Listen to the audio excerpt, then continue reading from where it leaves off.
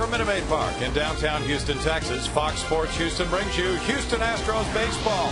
Tonight, the Astros open a 6-game homestand. It's the first of 3 with the San Francisco Giants. Good evening, everybody. Bill Brown and Jim Deshaies. The Astros had a rough road trip to Chicago and St. Louis. Now they turn the page, move on, but against a very good Giant team tied for the wild card lead, JD. The Giants have maybe the best 1-2 punch in all of baseball with Lincecum and Kane. They missed Lincecum, but they face Matt Kane. They get him tonight. One of the best pitchers in all of baseball, his 2.12 ERA, second best in the National League, third in all of Major League Baseball. So Mike Hampton needs to get things turned around. Really got roughed up in his last start in Chicago. First inning has been a big problem for Hampy. So as the Giants go after the Astros tonight, they have a couple of new players in their lineup. And the Astros, with the banged-up list extended, getting longer and longer, trying to get people back. Hope to get a lift for Mike Hampton and the starting lineup tonight against the Giants in just a moment.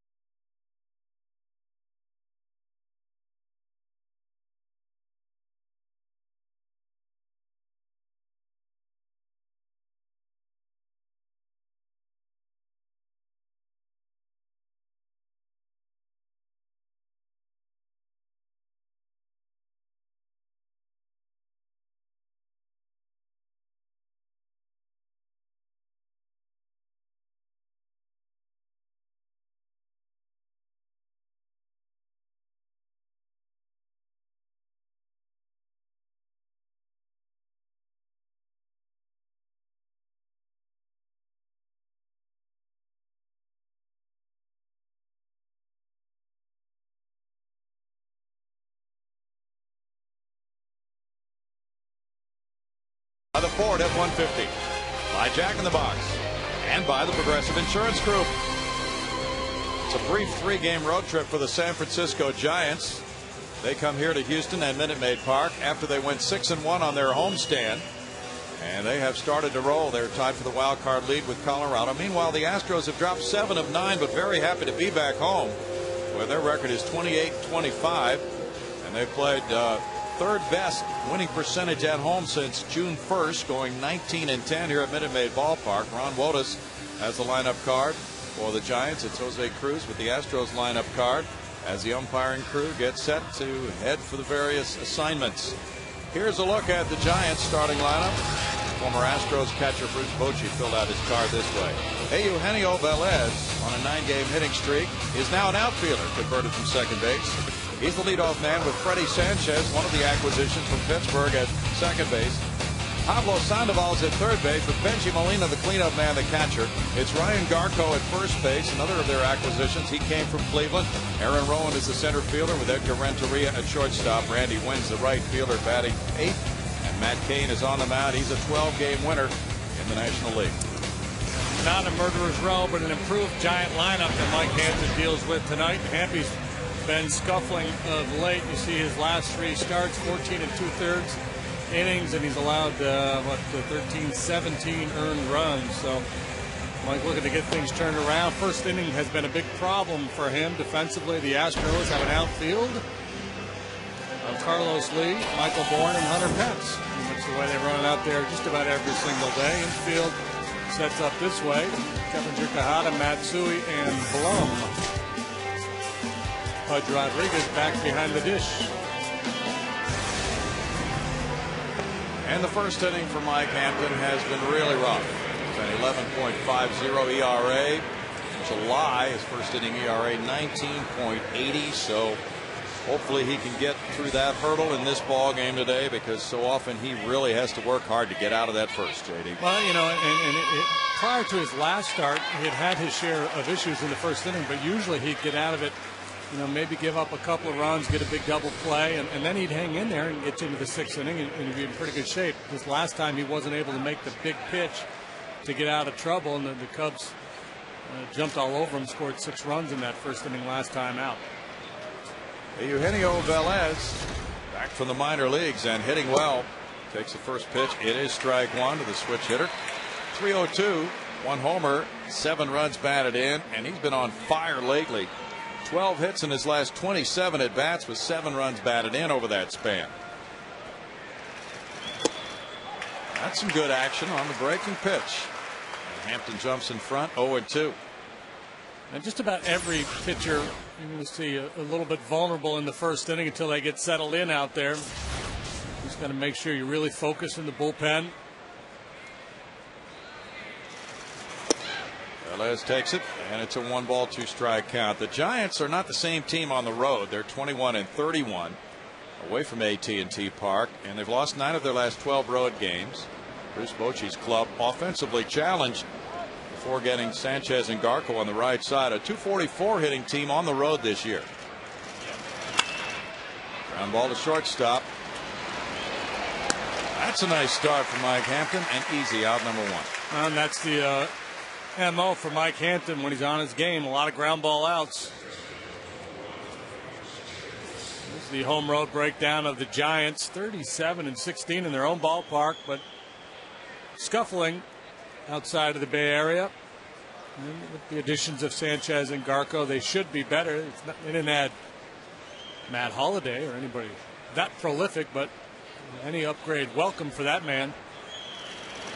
Freddie Sanchez just played his first game as a Giant yesterday. Had a couple of hits, drove in a run. He had been out with a left knee problem. .298, 6 homers, 36 runs batted in for the longtime Astros foe when he was with the Pirates.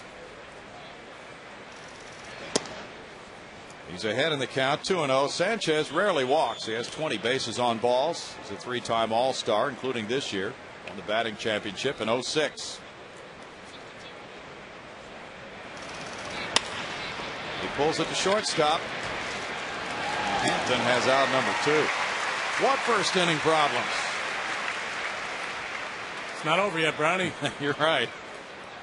Let's not be hasty here. Well, and that's the challenge for Dewey Robinson, too. Do you address it with Mike? You say, hey, do you want to warm up differently? You want to do something a little bit differently? And in so doing, maybe you just plant that seed a little deeper, you know, kind of like the basketball coach that always wants to shoot free throws and his team doesn't shoot them very well. Sometimes you can kind of go overboard dwelling on the problem. Pablo Sandoval with a shot up the middle. And he is an absolute hitting machine. He had a .324 batting average. He hits pitches everywhere. Free swinger.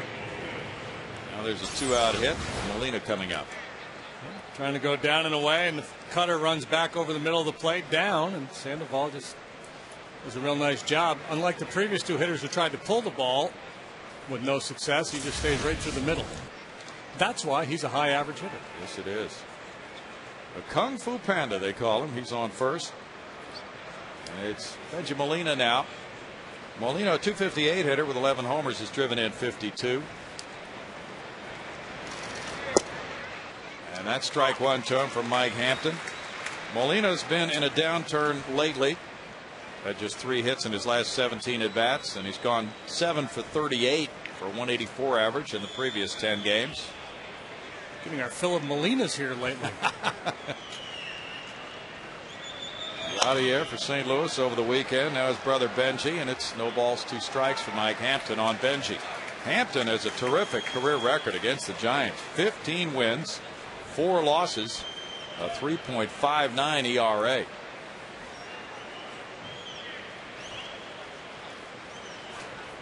Giants with 58 wins, 47 losses, are 7 behind the front-running Dodgers in the NL West.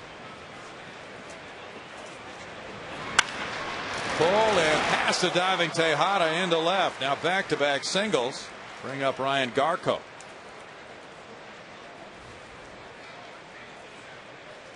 And Garco has come from the Cleveland Indians in another trade to take over at first base.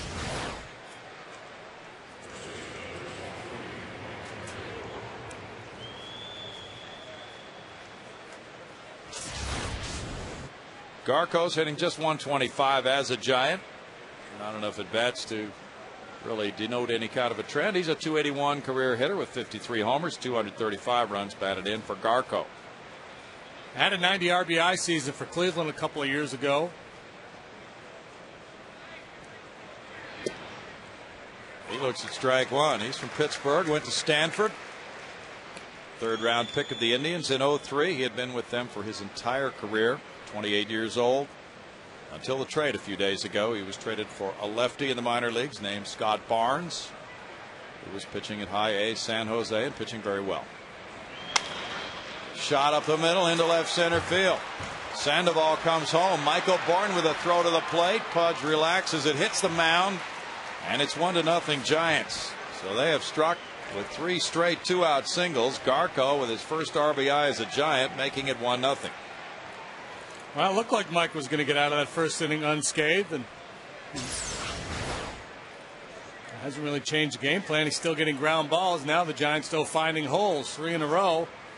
And Bourne's throw, if it doesn't catch the mound, maybe has a shot at Kung Fu Panda. Probably not. Now took a little steam out of it.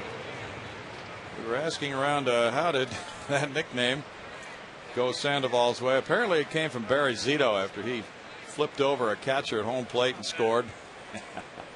Aaron Rowan, the batter, 280, 9 homers, 42 runs batted in for the excellent outfielder. Rowan takes a look at ball 1 from Hampton. And the key here, of course, for Hampton, just to limit this damage to a 1-run first. That's very manageable. Well, and especially with Matt Cain being the opposing pitcher. Cain with an ERA below 1 in the month of July, so he's red hot. Don't want to give him a crooked numbered lead early where he can really settle in. Now time for a new feature. It's batting stance guy. Whose swing is he imitating here? There he is now. Well, he'll be along later. Looks like Aaron Rowan so far. It is. And not only does he do his swings now, he actually puts on the uniform and he looks just like the guy. Oh, okay. He's better than Rich Little. 2 balls and a strike with Edgar Renteria on deck. There he is. He was in. He had to tie his shoe. But batting stance guy, he's a nightly part of our show now. So you can log on to Fox's Twitter page and make your guess, and Greg will have the answer on Astros Live after the game. Hey, look at that. Looks like Aaron Rowan. Ground ball, and Tejada hits it to Matsui. 1 run, 3 hits, 2 men left. Giants 1, Astros coming up.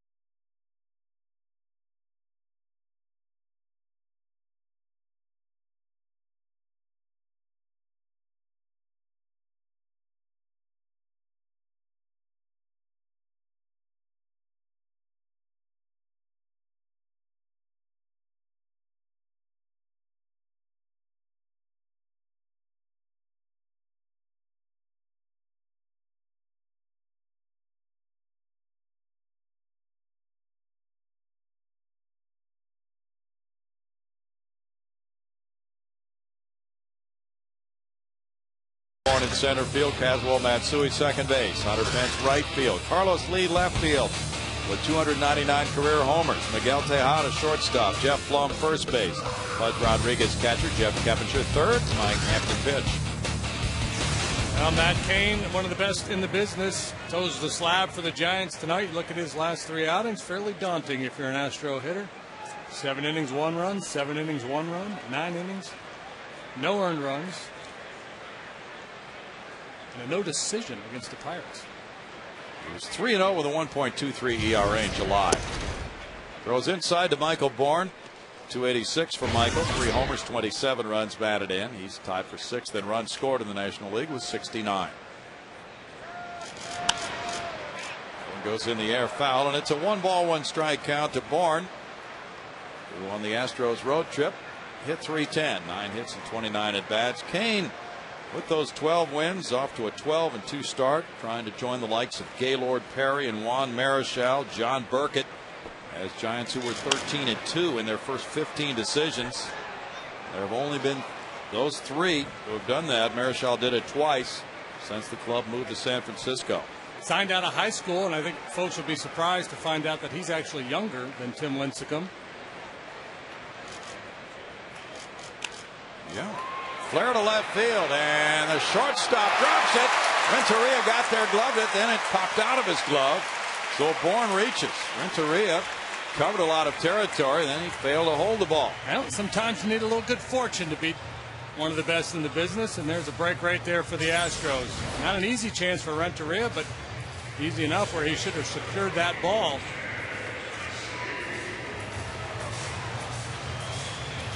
Yeah, that's got to be an E6. Hate to say it, Michael Bourne's on my fantasy team. I'd rather see him get a knock. We're still waiting for a ruling with Kazuo Matsui coming up. It is an E6. You nailed that one. The 10th error for Renteria. Matsui's been swinging better as a left-handed batter recently. Big ball one to him. 254, 4 homers, 25 runs batted in, but has several really good at bats on the road trip from the left side of the plate. In his last 5 games, he's 7 for 18, and he hit .304 on that 7-game road trip. The Astros 2-5 on that road trip to Chicago and St. Louis. Cain makes it 2 balls, no strikes. Cain has walked 54 in 140 innings. Batting average against him, a low .222. He's second in ERA in the league at .212. Cain has pitched very well away from the spacious AT&T Park. On the road, he's 6-1 with a 2.27 ERA. Runner going. Throw from Molina right on the bag, but late. Stolen base for Michael Bourne. Matsui took strike 1. 38 steals for the National League leader, Michael Bourne. Well, they got the freebie with the air, so you might as well take advantage of it. One way to beat a guy who doesn't give up many hits, steal some bases. The tag applied on the backside as Michael gets to second base. Stolen base leaders. His buddy Carl Crawford tied for the Major League lead with Jacoby Ellsbury of the Sox. Now runner at second, nobody out with a 2-1 count to Matsui. And it's in the air, and third baseman Sandoval comes over for it in front of the Giant dugout. 1 out. Defensively, we'll take a look at the Giants for you now. Velez, who's played all over the outfield, also at second base. Rowan, a stalwart in center. Randy Wayne good in right. Sandoval, Renteria, Sanchez, and Garco, brand new right side for the Giants. Benji Molina, the veteran, behind the plate. Now Hunter Pence with a 1-out RBI opportunity here. 292, 13 homers, 43 runs batted in. Hunter hit .250 on the Astros road trip.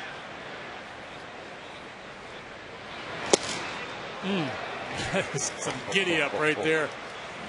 You bet. Strike 1, a blistering heater from Matt Cain. The term in the dugouts these days is noise.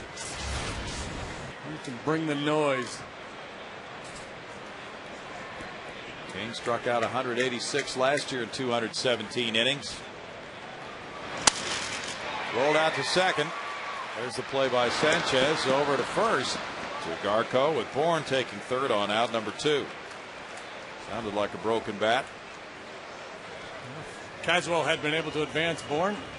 That swing of the bat right there probably ties the ball game, but that's the challenge against a guy like Kane. He throws so hard, and you can tell with that swing that Matsui had, he was trying to pull the ball, but that riding fastball up above the hands, it's hard to do that. It's hard to get the head out and pull.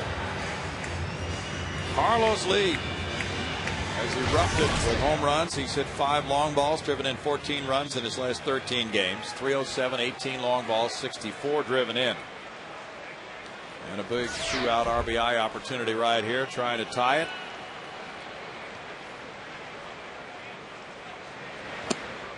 Kane chooses the breaking pitch and misses with it for ball 1. He's got both slider and the curveball, and a straight change to complement that 97-mile-an-hour heater. Fastball hit in the air to center field. Aaron rolling back in front of Tal's Hill for the 3rd out. No runs, no hits, 1 error, 1 left, 1-0 Giants after 1.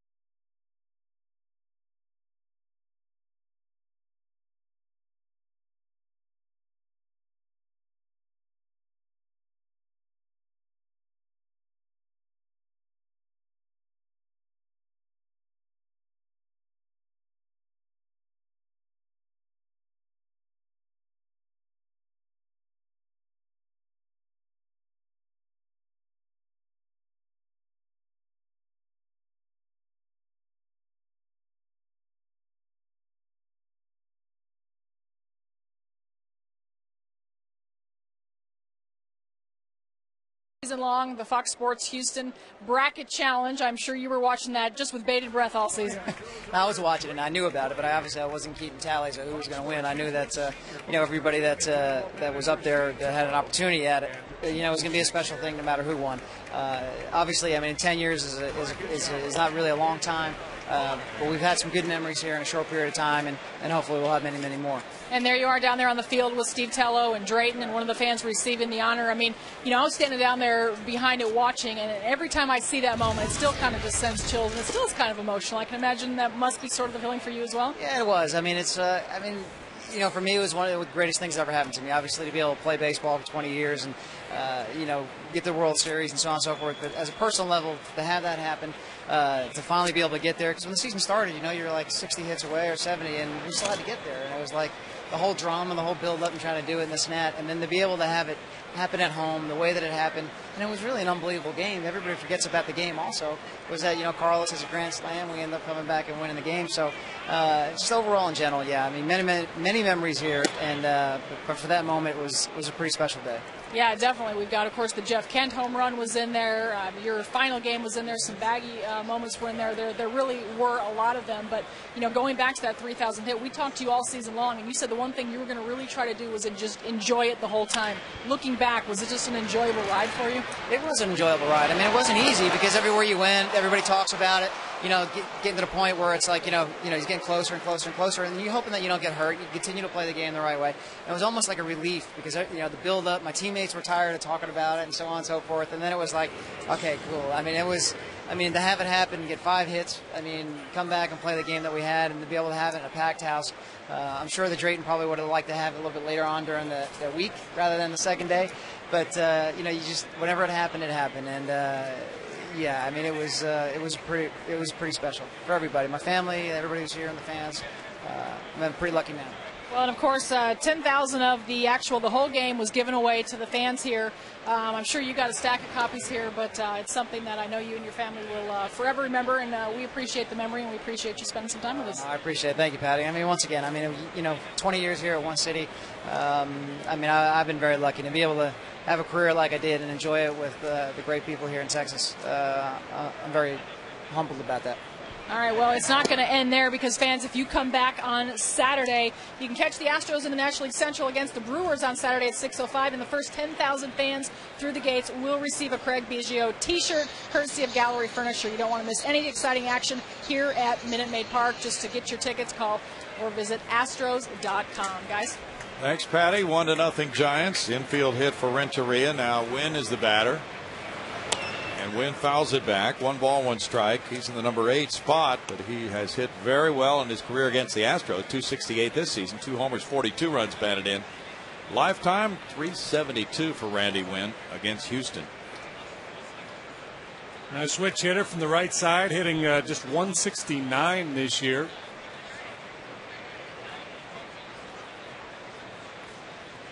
With no home runs and just 3 extra base hits, so no pop at all from this side for Randy this year. A flare to second, caught by a leaping Matsui. Onto the outfield grass for out number 1.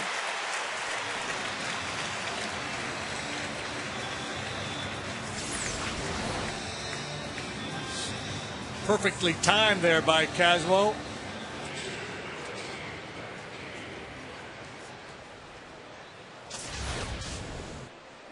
Now it's pitcher Matt Cain, who has 3 sacrifice bunts so far this year. And he has swung the bat well with 8 hits and 40 at bats.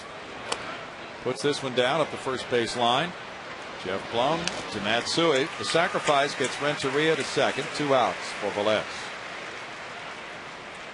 Yeah, and I think Bruce Bochy, in different circumstances, because Cain is a good hitter, might have let him swing away, figuring, well, if we get a sack down, we've only got 1 chance to score the run. But because Velez has been so hot lately, he probably feels like it's worth a shot. Go ahead and put the 1-out bunt down and give one of my hotter hitters a chance to drive in a run. Velez had a 2-run single yesterday. The Giants winning that game. He has 16 hits in his last 37 at bats. He could be the twin brother of Hervasio that the Astros just called up. That's right. A striking resemblance facially to those 2 guys. That's ball 1. So you notice that too. Yeah, they're close. Kind of build too, both wiry. Sammy Hervasio, the side winding right-hander in the Astros bullpen, just called up, has not been in a game yet. We got to bring him in to face Velez at some point in this series. A little spy versus spy. Yeah. A shot into right field, charged by Hunter Pence. Tim Flannery sending the runner. Here's the throw and the tag. And Pudge Rodriguez tags out Edgar Renteria on the 9th outfield assist for Hunter Pence. So it's no runs, 2 hits, and a man left for the Giants. Hunter Pence gets the Astros' 25th outfield assist. 1-0.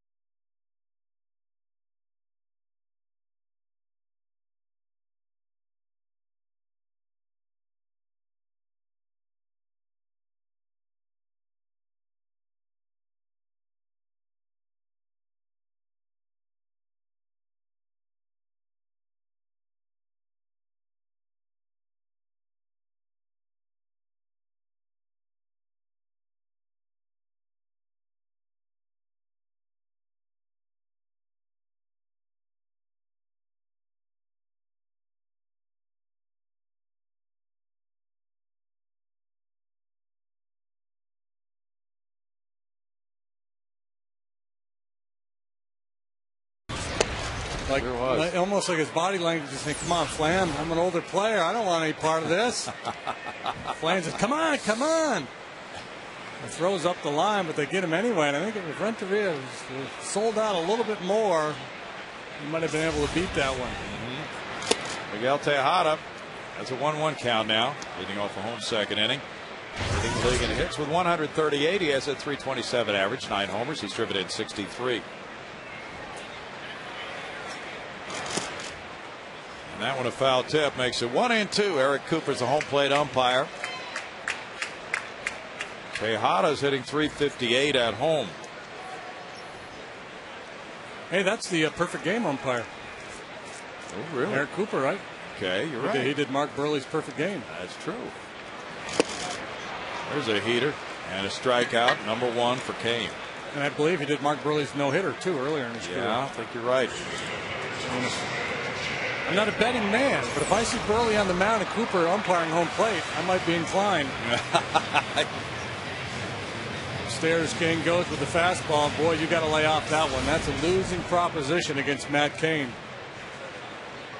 Eric Cooper getting down for Jeff Blum.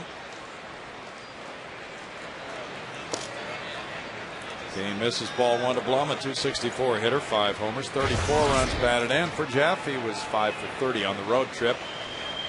Been hitting a lot of foul balls hard lately. 1 ball, 1 strike. On the injury front, Roy Oswalt threw a bullpen today and is not improving. Felipe Paulino will be called up to start tomorrow night. Foul back, 1-2. A corresponding move will be announced after the game tonight to make room for Paulino on the Astros roster. Aaron Erstad did some running today, and he was cleared to go on an injury rehab assignment in the minor leagues tomorrow night and Wednesday night at San Antonio for Corpus Christi.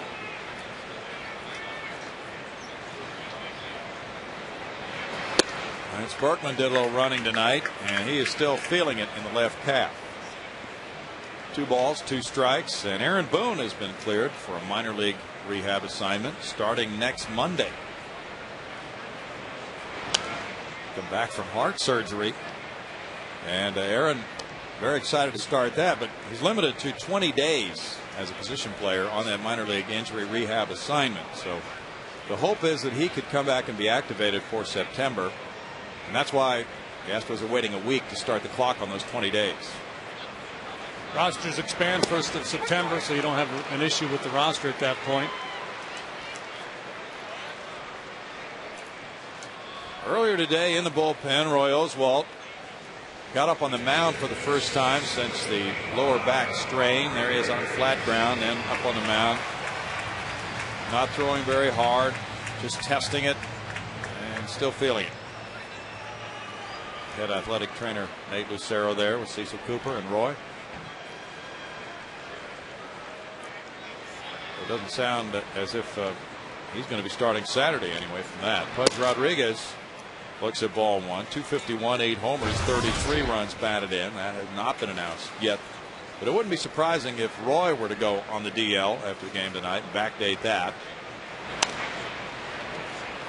On the other hand, if he was hurting out there tonight, that would seem to be the most prudent move. Juan Rodriguez still hoping to take his next start after leaving with a hamstring strain after his start in St. Louis over the weekend. 'Tis the season. Boy. Brandon Webb, shoulder surgery, ending his season. He's been out pretty much all year. Did he make 1 start, maybe? 1 start. Edinson Volquez, Tommy John surgery. He'll be out for at least a year. Well, that really hurts the Reds because even if he does make it back in a year, it's early August of 10. Yeah. And you just. So if you're the Reds, you don't plan on Volquez next year. You hope for Volquez at some point, but you can't plan on it. 11 is more like the planning stage for him. Pudge fouls it back. Pudge 2-2 in the count. He has gone 2 for 19 on the road trip. Right-handed hitters actually are hitting better against Matt Cain. The lefties, 239 for right-handed batters, 207 for lefty hitters. Ryan Moeller will start Wednesday against the Giants. Fastball, swing and a miss, and another strikeout. And Kane has struck out the side here in the second inning. Giants 1, Astros nothing.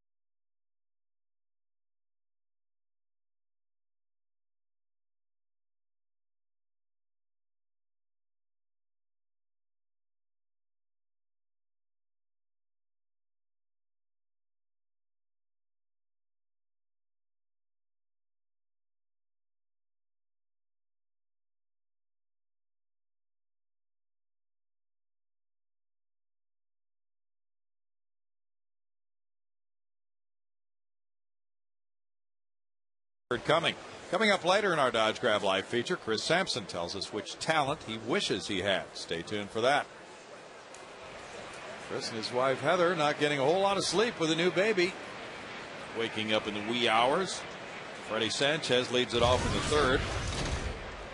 And looks at one that bounces for ball one. Sanchez grounded a 2-0 pitch to shortstop his first time up. A chance for Freddie Sanchez to leave a club in Pittsburgh, which is rebuilding again, and go to a contender.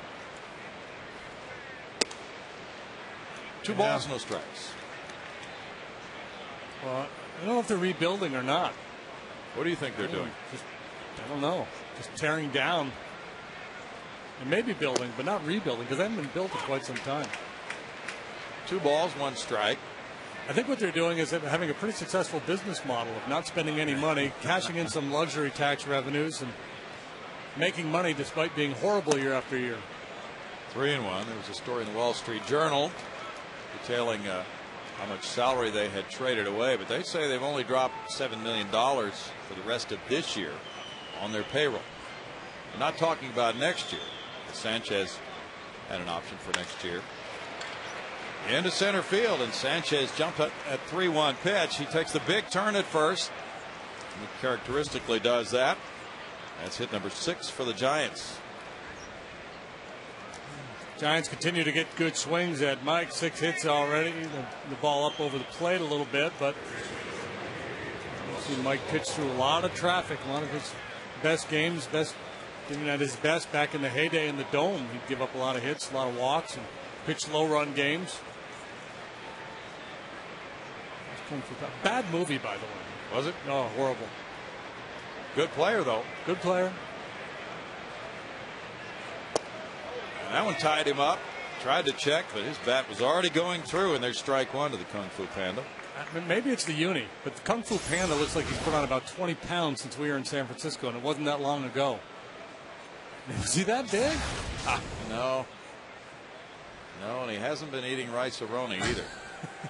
It looks like Floyd Rayford. Yeah, Floyd Rayford. Sticker Bear. He played for Baltimore. 1 ball, 1 strike. I love it. Well, that's a beautiful thing about baseball right there. Bad body, good ball player. Rico Cardi. John Kruk's got to be loving this guy. Yeah. He can hit. What was Kruk's lineup? I ain't no athlete, lady. I'm a ball player. 2 balls and a strike. And Sandoval really swings the bat. He's walked only 27 times, so the pitcher knows that he can expand his zone, and he still hits it. Well, and that'll be interesting to see how things play out the longer he's in the league.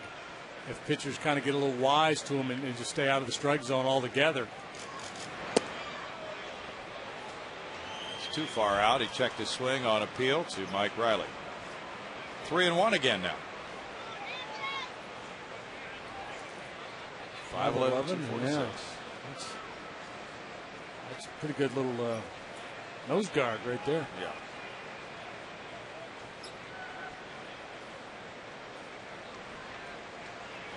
Runner going, and it's foul straight back. 3 balls, 2 strikes now. But Sandoval has really been one of the major offensive forces for the Giants. Now he has more help with the new right side of the infield. Giants still are 14th in runs scored in the 16-team National League. They're dead last in on-base average. They're next to last in slugging. But they pitch. He leads them in batting average, home runs, RBI, on-base percentage. He's clearly, well, the offensive MVP for the Giants this year. He get a tussle for team MVP with Lincecum and Kane.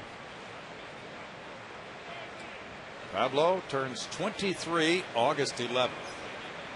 The man-child. From Venezuela. Up the middle, Hampton off his leg, scrambles for it, tries to flip it with his glove, and that doesn't work out. Now Sanchez is able to take third. Well, Sandoval hits one off Hampton, and it's first and third, nobody out. Boy, you just hope Mike's not hurt. He went down hard as he scrambled after that ball, tried to make a miraculous play, and at this point probably wishes he hadn't. Because if he just picks it up here, Sanchez stays at second base, but he's trying to make the flip play. Sometimes a guy with Hampton's athleticism will actually get him in a little bit of trouble trying to make plays he probably ought not to. Well, that was going to be a great play if he pulled it off, but he did land hard on the right side.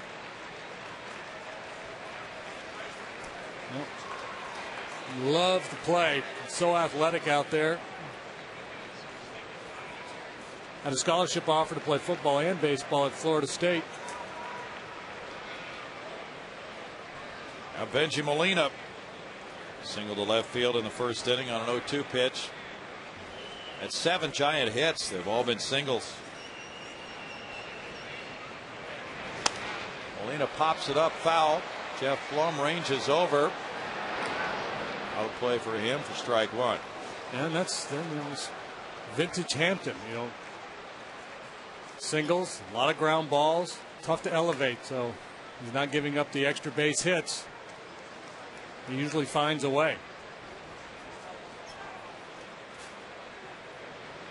Molina was tied for the league lead in sacrifice flies last year.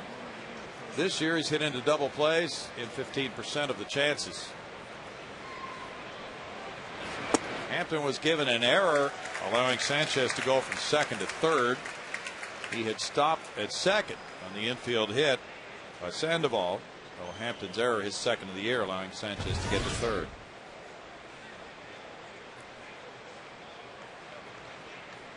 And it's 0-2 on Molina with Garco on deck. Molina drove in 95 last year for the Giants. That one almost hit him in the back leg. 1 ball, 2 strikes. It's only a 3-game road trip for the Giants. Then they go right back home. They have a lot of games left with the Rockies and Dodgers in their division this year. They didn't even need to check bags. Just brought a carry-on. In the dirt, good stop by Pudge Rodriguez. It's 2-2. Mike trying to work that cut fastball in on the back foot of Molina, trying to get a swing and a miss or maybe a ground ball to the left side. Molina will lay off, see if he comes back in there one more time, or maybe a sinker or change up down and away. Obviously thinking ground ball here. Still early enough in the game where you're willing to give up the run to turn 2. Hampton's 15-4 record in his career against the Giants. That winning percentage of .789 is the highest among all active pitchers with at least 15 decisions.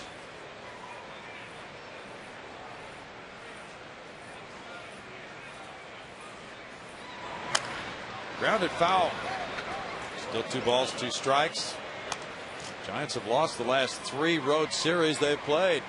He wound up with the ball in his left hand. Fox Sports Houston has a Twitter page.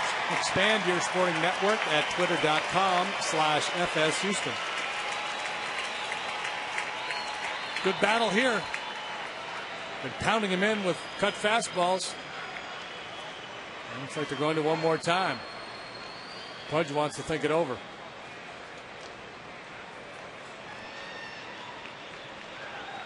Hampton gave up 9 runs on 8 hits in 4 innings in his last start at Chicago. Bounce foul. Still 2 balls, 2 strikes as this battle wears on. 45 pitches so far for Mike. Astros got a great start yesterday from Bud Norris. First major league start. 7 innings, 2 hits, no runs. And they beat St. Louis 2-0. 45 pitches here for Hampton.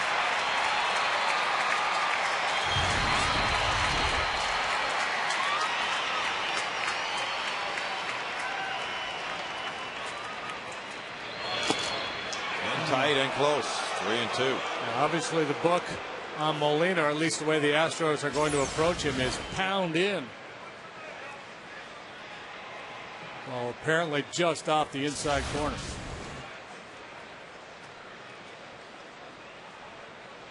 Molina has 10 sacrifice flies this year, the most in the majors.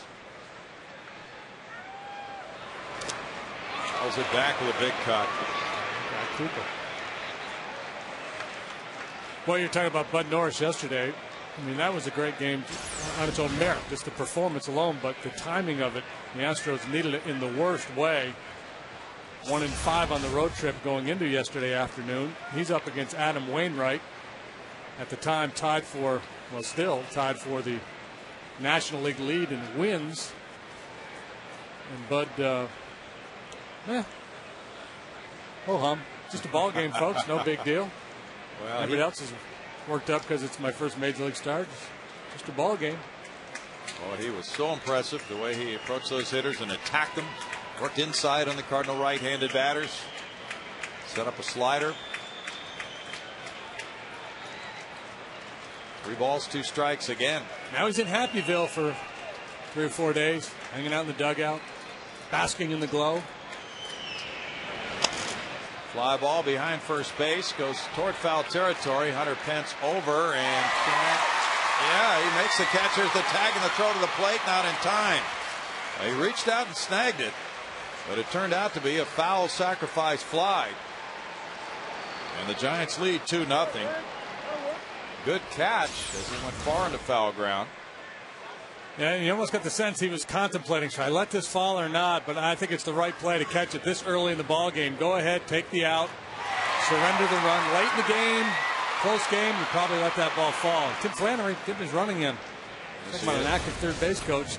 I'm not sure why the Panda didn't tag up in advance there. Good point. He's still at first base for Ryan Garco. Garco had the RBI single to center in the first inning. That's RBI number 53 for Molina. And he hits a foul sacrifice fly this time. Here's ball 1. Yeah, a productive at bat, and you couldn't have pitched him any better. I mean, they made a lot of quality pitches. Hampy and Pudge really worked him hard in, and then went down and away, and just reached out and hit a little lazy pop-up foul and got an RBI out of it. It's 2-0 to Garco. Well, the Pirates and the Indians, both of whom traded players to form the Giants' new right side of their infield, both certainly embarking on a youth movement now, trying to gather young players from the minor leagues. And Cliff Lee also moving on to the Philadelphia Phillies. He pitched a gem against the Giants. 3 balls, no strikes. That was the game they lost in that 4-game series. Giants pitchers only allowed 14 runs in those 7 games on the homestand. Garco takes a walk on 4 pitches.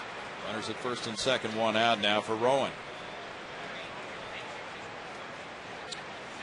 Join the Astros on Saturday, August 22nd for Faith and Family Night here at Minute Maid Park. Diamondbacks are in town. It's a 6:05 game. At 2 o'clock, you'll hear a testimony from an Astros player. And then a pregame concert by Christian group Mercy Me. They've won 9 Dove Awards. This pregame concert requires a special voucher. Information available at astros.com/faithandfamily. Aaron Rowan with 2 men on and 1 out. Bounced into a force play his first time. Strike 1 to Rowan. He came up also with 2 men on in the first inning. The Giants have hit very well with runners in scoring position and 2 outs. There's 1 out right now.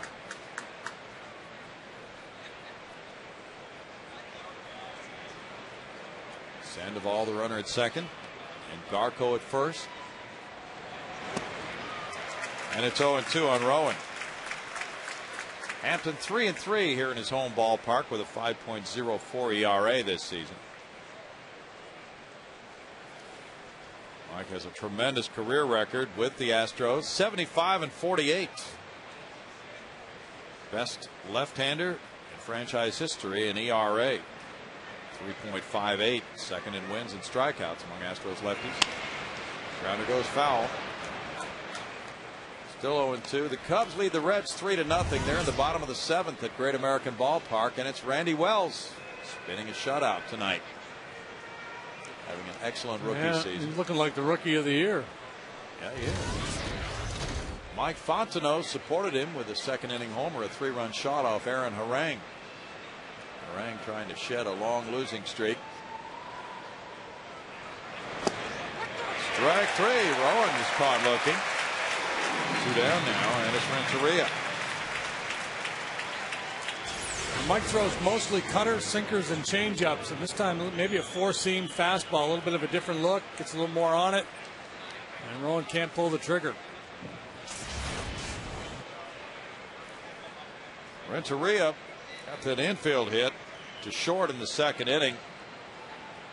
Batting average has dropped 20 points in his last 22 games. Ooh, that one almost gets by Pudge Rodriguez. Might have been crossed up. Had a late reaction to it, whatever, and it's ball 1.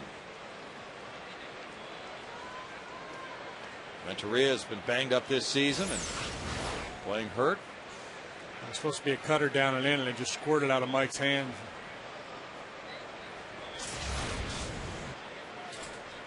Renteria's got a wrap on that right elbow.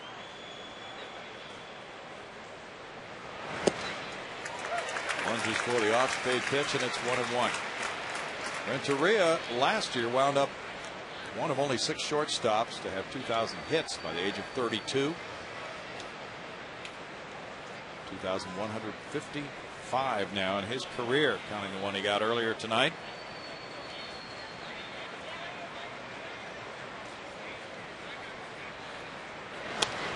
Renteria fouls it back, and it's 1-2.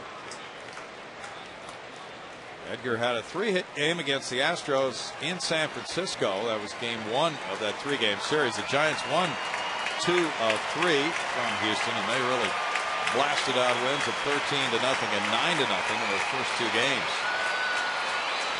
Renteria turns 34 in 4 more days. He's a 5-time All-Star. It's 2-2. Hey, it bounced around a lot in the last few years, but a very steady player over the years. Came up just a kid when he came up with the Marlins. Giants signed him to a 2-year deal last December for $18.5 million. He's from Colombia. Strike 3, and he drops the bat after the Eric Cooper call. And they exchange words right here. Cooper's pointing to the bat. Hampton gets him to look at that one, and it's 1 run, 2 hits, and it's 2-0 Giants.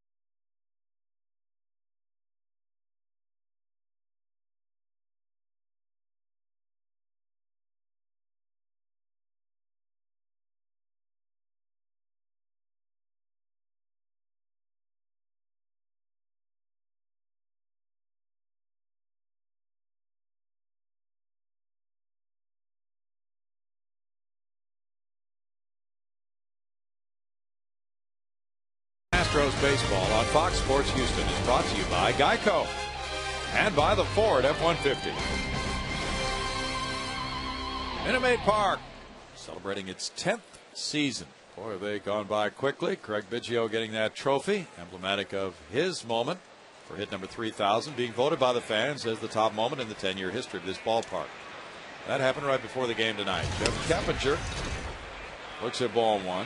Matt Cain struck out the side in the second inning. Keppinger comes up hitting .268 with 3 homers, 18 runs batted in. Mike Hampton's on deck. His fastball slices in over the inside part of the plate, and it's a 1-ball, 1-strike count. Cain 1-1 in his career with an ERA of 3 against the Astros. Makes it a 2-ball, 1-strike count. These Giants pitchers have the best ERA in the league, 3.46. Starters have the best ERA in the league, 3.52 for the Giants starters. They won 45 and lost 34. Rounder, backhanded, Renteria. Goes out Keppinger. Now our Texas Ford dealers, league leaders, will show you the National League ERA leaders among starting pitchers. Matt Cain is number 1, just ahead of Chris Carpenter, and then it's Tim Lincecum, Dan Herron, and Wandy Rodriguez. And of course, the Astros just faced Chris Carpenter and also Adam Wainwright.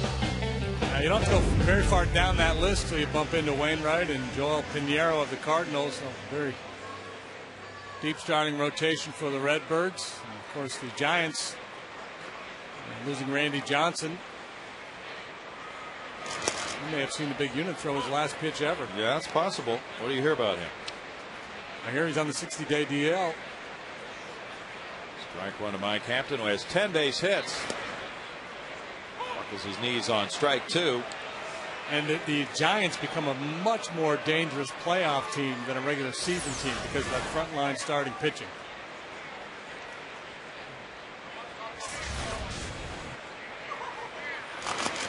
Cain gets a strikeout on 3 pitches. When you have a couple of horses that's at the top of your rotation like the Giants do, very dangerous in postseason play. I don't know if there's a better 1-2 punch in all of baseball, but we'll take a look at some of the best in terms of wins. Cain and Lincecum with 24. Same with Beckett and Wakefield. Wainwright, Carpenter. And a somewhat surprising duo in Colorado getting it done, Jason Marquis and Aaron Cook. Yes. Michael Bourne reached on an error.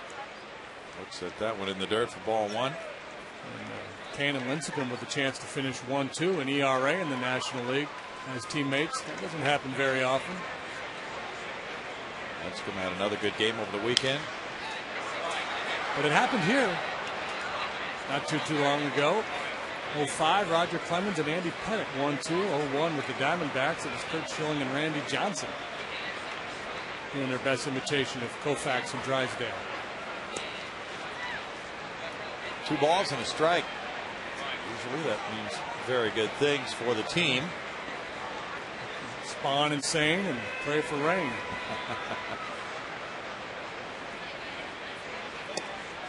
Well, with Johnson down now, 3 balls and a strike. Certainly the 1-2 punch has used a tail is as strong as any around. And they got the no-hit kid, Sanchez. They'll go tomorrow. To be announced for Wednesday. It could be Joe Martinez, who's in the minor leagues right now. Ryan Sadowski was in that spot in the rotation, but he's been demoted to the minor leagues. 3-2 to Bourne. Smacks one into right field. First hit for the Astros. These pitchers they've been facing lately, it's a sigh of relief when they get the first hit off them. They're that good. Base hits a rally. Michael reached on an error to start the ball game, stole second base. May be inclined to set sail again here. Cain's been pretty tough to run on, though. It's just been a 50-50 proposition prior to tonight.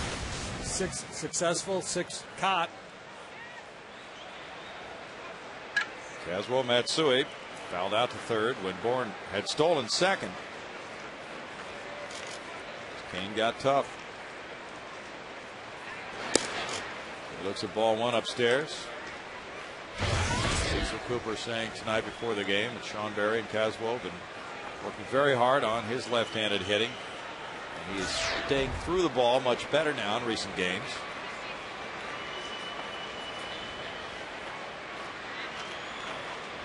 That's a foul ball, and no, may not be foul as the left fielder Velez comes over. It is fair for out number 3, and it's no runs a hit, and the man stranded after 3. It's 2-0 Giants.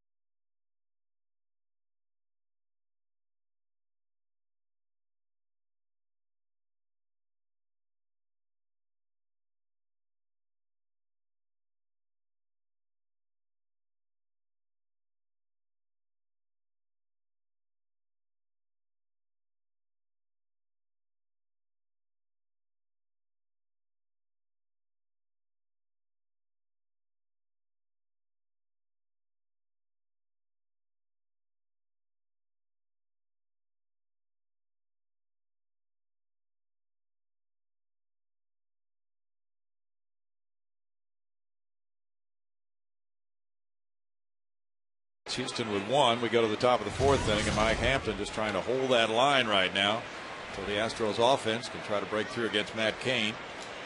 Randy Wynn popped to second in the 2nd inning and looks at strike 1 here. As JD mentioned, Randy really doesn't have it going yet from the right-handed side. 169 at game time from this side of the plate. 35 years old, good outfielder. He lines the blow. Down. Now Mike could use a quick inning. He's had to work awfully hard through his first 3. A little bit of good fortune here. Wynn puts a good swing on it, but Sacker's been over there for 120 years or so. Matt Cain bats next. Strike 1 to Cain. Cain is able. Cain has 4 career homers. He feel like a tight end, isn't he? Yeah. Big, broad-shouldered kid. Listed at 6'3", 245. He is big. Signed out of Houston High School in Tennessee. Oh. Collierville, Tennessee, or something to that effect. Okay. He was the Tennessee High School Player of the Year. He was born in Dothan, Illinois. He played here in the Futures game at Minute Maid Park, the All-Star year of 04. That's strikeout number 3 for Hampton. Now let's step aside for a little Aflac trivia. Aflac! Tonight, what player holds the Giant rookie record for wins in a season? I'll say John the Count Montefusco. Now this is probably going back to New York days, right? Somebody like. Do we know? I'll go with Iron Joe McGinnity. Okay. You're going way back there. You're probably right. Strike 1 to Velez. How do you pronounce his first name? Eugenio. Ooh, he needs a nickname. He's got to have a nickname. What do you want to call him? I don't know. They must call him something. I'll ask Kuiper in between innings. All right. Because those guys aren't all year long in the broadcast saying Eugenio. No. John Miller probably is. Oh, yeah. He loves those foreign names. He's probably doing it in Japanese. Yeah, he's probably doing Vin Scully in Japanese saying the name. He's good. He is good. 1 ball, 2 strikes. And Velez Yeah, it would have to be monosyllabic, wouldn't it? Yeah. It'd be easy for a broadcaster. Well, and baseball nicknames generally aren't that creative, so it's probably, they probably call them V, or EV or something like that. Yeah. He is thin, so it might be a play on how thin he is. 2 balls, 2 strikes. There's John Miller. He's got great pipes. Yes, he's a fine baseball broadcaster. He just arrived about an hour and a half before the game, maybe, after coming in from doing the ball game last night. And Hampton froze on that one, but it's called ball 3. 3 balls, 2 strikes. Tough for a left-handed pitcher to get that call. Trying to go inside with a little cutter or a slider. And you're out there on the mound, and it looks like a strike every time. That ball's got to be cutting across the plate, but it almost never gets called.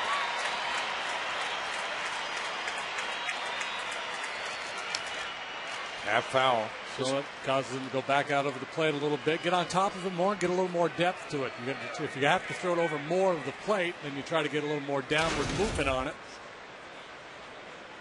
I'm just checking out Eric Cooper and where he sets his head.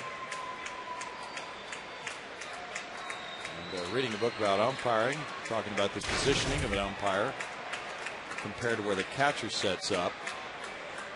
Moves with him a little bit. Grounded to blow. That is out number 3. And Hampton is hanging in there. It's 2-0 Giants mid-4th.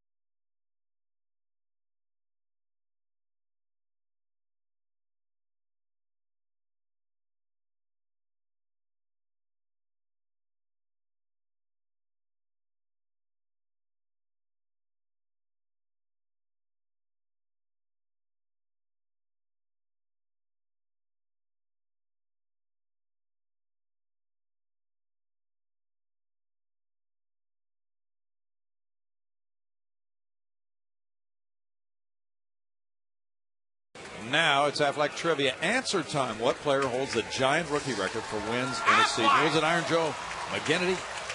It was John the Cat. Way to go, Brownie. 15 in 1975. 15 wins as a rookie. That The count. Big year. Of course, he probably made 40 starts. Yeah, that's true. He used to make brash predictions before a game. Yeah, he's a very colorful guy. I'm going to strike out so-and-so 3 times. Hunter Pence at the bottom of the 4th inning. He was thinking bunt, but he went for it on appeal to the first base umpire, Mike Riley. Stand corrected. In 1975, John Montefiasco made just 34 starts, 243 innings, 10 complete games, 4 shutouts. 10 complete games in a rookie season. 15-9 with a 2.88 ERA for the count. He was good. It's 1 ball, 1 strike. You can understand why Hunter Pence would think about a bunt against a pitcher this good.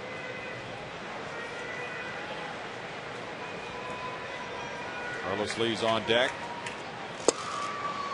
That one comes in for strike 2. When the Giants take a lead, when they score first in the game, their record is 47-9.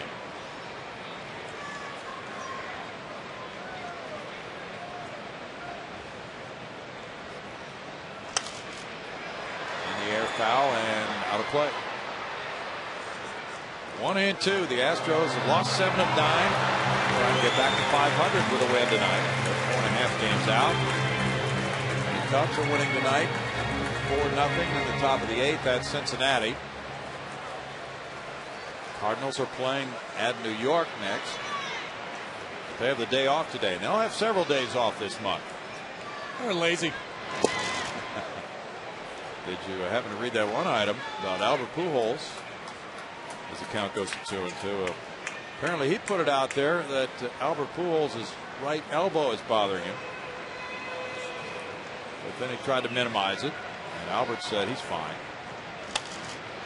Albert put it out there, then Albert tried to minimize it? Well, Tony put it out there. Wow.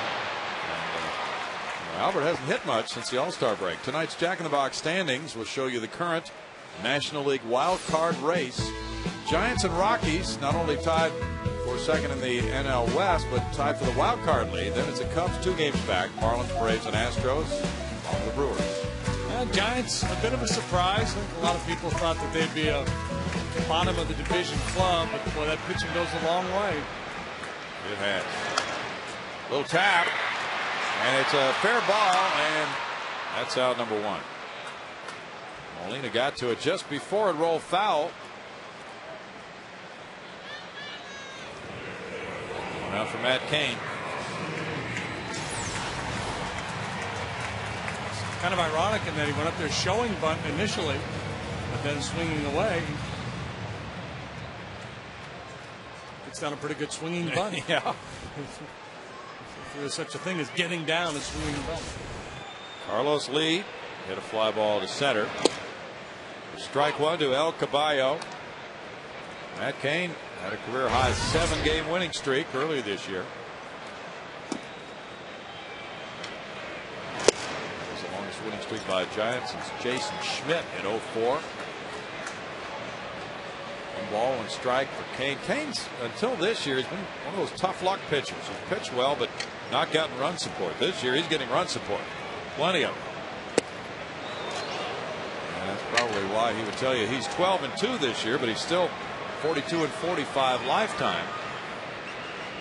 Despite a 3.45 career ERA, a losing record, that's because of the lack of run support. 13-12 in 06. There you see his career numbers. 8-14 last year.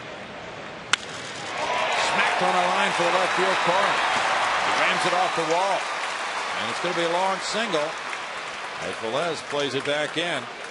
Carlos Lee with hit number 2 for an Astro tonight. And nobody knows better than Carlos how balls like that turn into singles out there so quickly off the scoreboard. No chance to get 2. Even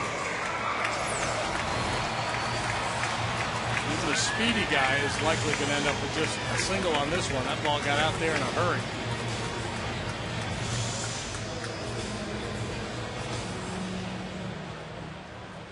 It's tough to play for a big inning against Matt Cain. Miguel Tejada struck out in the second, so I would suggest that Miggy hit a 2-run homer right here. Good call, Brownie. See if Dave Clark gave him the home run signal. They strike 1. That sounds easy, doesn't it? Well, Cain has allowed 12 home runs. A real big number. 140 innings. He gets into a lot of double plays, but the good news is that Cain's much more of a fly ball pitcher than a ground ball pitcher with that riding fastball. We don't rule it out altogether, but we're not as concerned about the double play with a guy like Cain on the hill. I hope I'm not jinxing Miggy. Feels like I am. we can't jinx players up here, JD. I did with Mike Hampton in the first inning tonight, though. Tiger Woods has not missed a putt inside of 5 feet all week. That misses, and it's a 1-ball, 1-strike count. Tim Lincecum is 12-3 with a 2.18 ERA. Matt Cain 12-2 with a 2.12. What a 1-2 punch. So those two guys together, 24-5. Who do you think would be their number 3 starter in playoffs? Whoever their number 1 starter was. Yeah, maybe. Coming back, do the Kevin Brown thing. Right, because that one year the Astros played against the Padres, and Kevin Brown was the Game 1 and Game 3 starter because of 2 days off. Yep. Yeah, that would be really treacherous if you were to catch that kind of scheduling with the Giants if they make the postseason. Well, every year there is one playoff series that has those 2 days off. Yeah, I think what Bruce Bochy would do is if he gets into the postseason, it'd just be whoever the hot hand is of his other candidates, whether it's Sanchez or Barry Zito. Roller there, Sanchez with a feed to Renteria. By golly, he managed to do it. Oh well. We'll move on. And Matt Cain will too after a double play ball and a 2-0 Giant lead.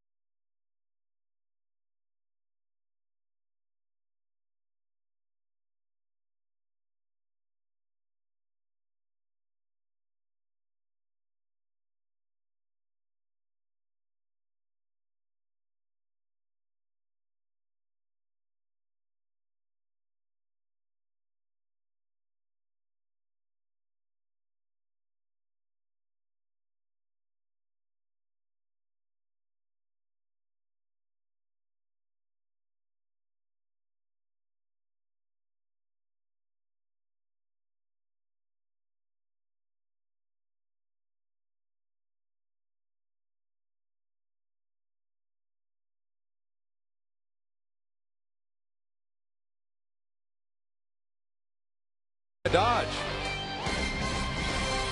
It's cooling down a little bit, but it's been a very warm day in Houston. Inside in the air conditioning, it's the Giants 2, the Astros nothing. We go to the 5th inning. Mike Hampton has spread 7 singles around through the first 4. He had a 1-2-3 4th inning. Now Freddie Sanchez got one of those singles and scored a run. Takes strike 1. The run he scored in the 3rd inning was unearned because of the error on Hampton. Sanchez 1 for 2. Little bouncer over Hampton. Barehanded Tejada. Yes. Sweetheart of a play. Give yourself a spotlight, Miggy. That was terrific. He had to cover so much ground on this. Mike backpedaling, leaves his feet, can't get it. Tejada full speed. Able to make a tremendous barehanded play.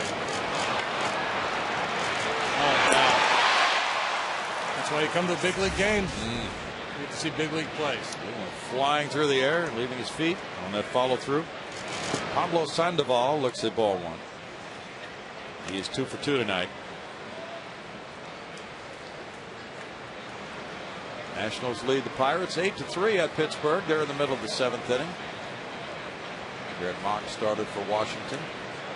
There's Charlie Morton starting for the Buccos. Miggy gets an easier play here. 2 outs. We go to Patty Smith. Patty. All right, well, it's time for our progressive fan of the game. And, you know, it's interesting. I saw these 2 kids down there getting autographs from the players with one of these, a squishy ball. So I thought, that's a true fan. Unfortunately, whose autograph are you getting down there? Tim Lincecum. Tim Lincecum, but they are Astro fans, and in talking to these guys, it turns out this is Steve Sparks' kid, Blake, and his friend. You guys play baseball, right? Yes, ma'am. Who do you play for? Houston Heat. All right. Now, in talking to you about this, coincidentally finding out who your dad is, you had a nice little story you wanted to share with us about your dad, didn't you? Like when he first made it to the majors, when he's in spring training, he was ripping his phone book with some of his friends, and he got it halfway through, and some people started crowding around him, and he's getting into it, and he ripped his left, or he dislocated his left shoulder to bring him back down to the minors for about a year. But then he finally got back up. All right, well, there's another side of Steve Sparks we didn't know, and for that, Blake is our progressive fan of the game, guys. And another great play by Tejada, who knocks it down, throws from a knee, and gets Molina on a one-up throw.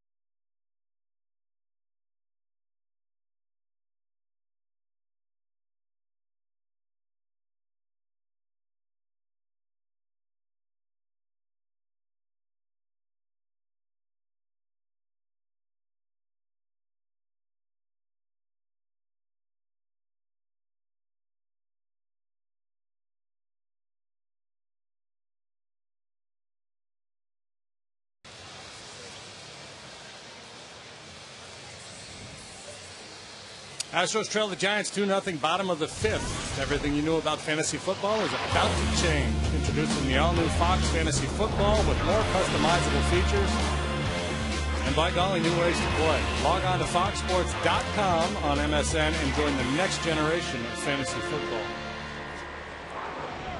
That was quite a play by the Astros shortstop Miguel Tejada on Molina to end the top of the inning. Now it's Jeff Plum leading off the bottom half. Yeah, the right guy running, that's for sure. Yeah, that was amazing that he could still get him. His nickname should be Dial Up as he goes down the line.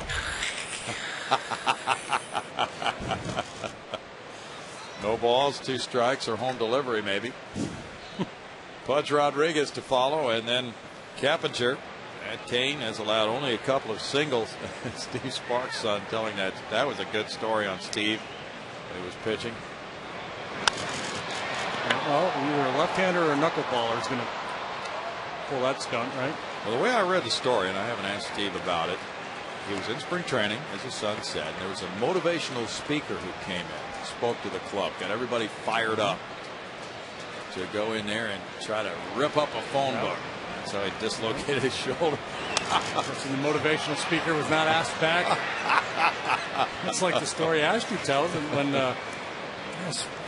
before I came here, I guess early '80s, and I think Al Rosen was the GM, and he hired a hypnotist to come in. The team was playing poorly; they're out in L.A., and he had them all bend over and pick up a chair and lean their head against the wall or something. And then he told them that they're stuck to the wall. You will not be able to move away from the wall. Right field by Blum, and he's hit one out. Home run number 6 for Jeff Blum. The 0-2 pitch, and now the Astros trail 2-1. It's 35 runs batted in for Blummer. Well, you got the home run you were calling for. That's it.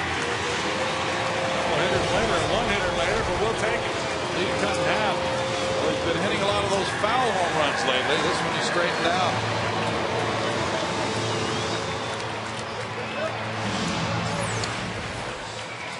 Breaking ball down and in. So a good use of the legs there. He dropped down and went down and got it. Lifted it out of here. That'll give the Astros a lift. They trail by 1. And it's Pudge Rodriguez looking at strike 1. He struck out in the second. But to finish that story, apparently when the hypnotist said, "Okay, now stand up," Ash and I think Bill Dolly were the only two that could leave the wall. Everybody else had their heads plastered to the wall. Renteria goes out, Pudge, one out. And Al called him into his hotel room and kind of chewed him out. Said, "Why are you guys ruining my hypnotist?" Trying to prove the power of the mind over the body. Jeff Keppinger comes up. He grounded out to shortstop in the third inning.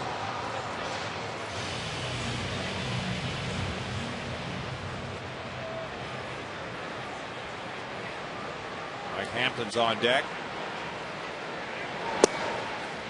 There's strike one. When you look at numbers on a pitcher like Kane, kind of wonder, well, what the Astros will do against this guy tonight. Wonder how they would be able to beat him.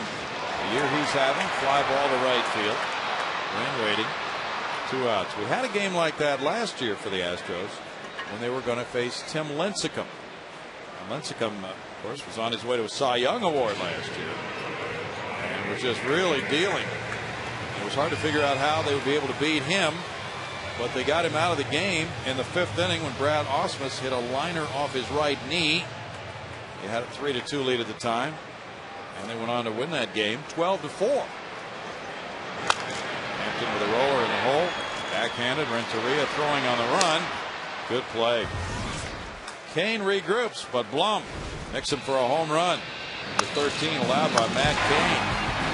And it's 2-1 San Francisco after 5.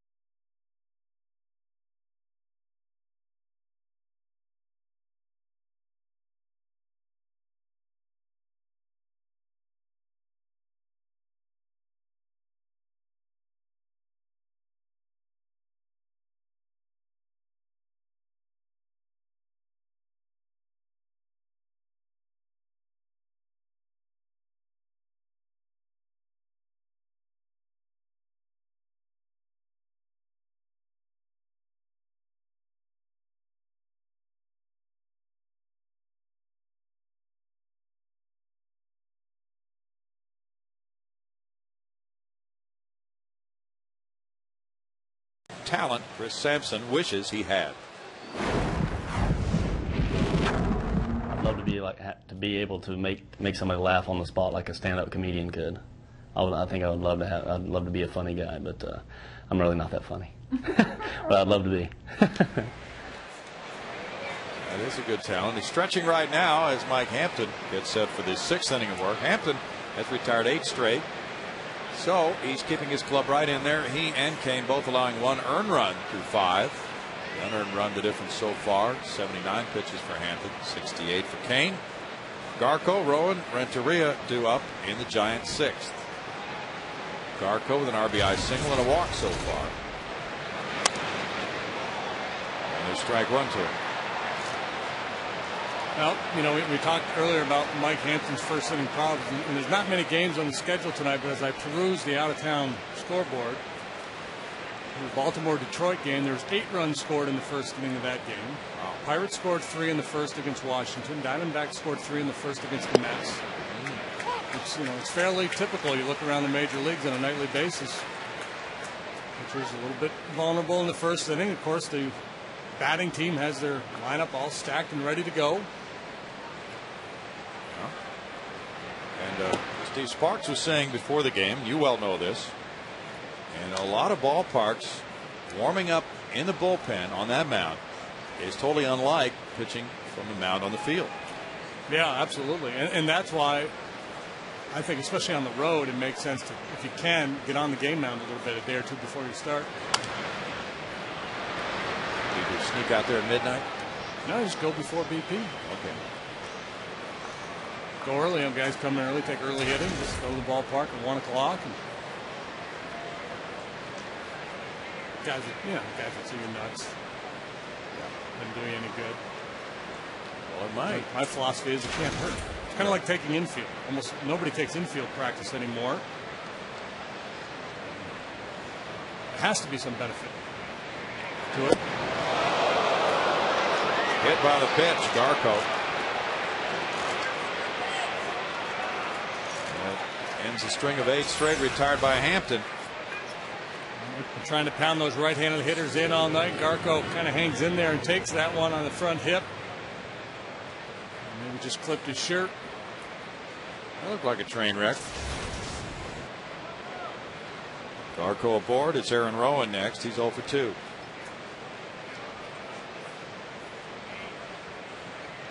Rowan, a good defensive player, drove in 70 last year for the Giants. He signed a 5-year deal with them as a free agent.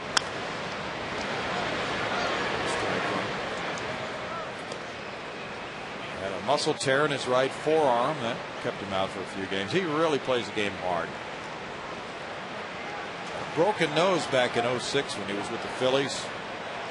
He slammed into the center field wall, making a tremendous catch. He'd been leading off for a while and doing really well in that spot for the Giants this season.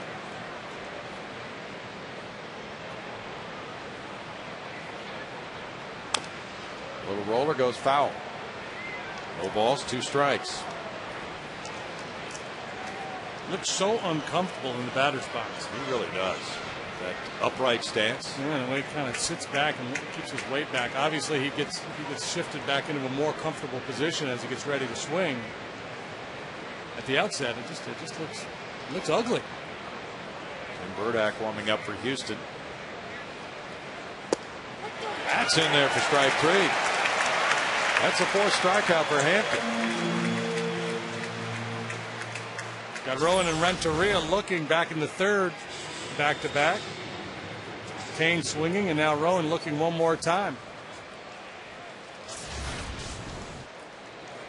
Mike's last win was here against the Mets, last homestand, beating Johan Santana 5-4. Chris Sampson now joins the lefty Tim Burdack. He's throwing in the Astros bullpen. Renteria 1 for 2. And there's strike 1 to Renteria on Mike Hampton's pitch, low and away. You see Burdack and Sampson. And that Pirate 3-run first JD was talking about. Andrew McCutchen hit another homer, his 7th. Then in the 6th for Washington, Adam Dunn belted a 3-run shot, his 27th. And Ryan Zimmerman later added a 2-run homer, his 21st for the Nationals. No balls, 2 strikes. The Nationals general manager Mike Rizzo keeps getting quizzed about why he didn't trade Adam Dunn or some of the other players on the Nationals. He did trade Nick Johnson to Florida. I said, well, you think these guys are going to be the nucleus of a good team? And if he wanted to, he could probably still trade Adam Dunn. Might be able to slip him through waivers.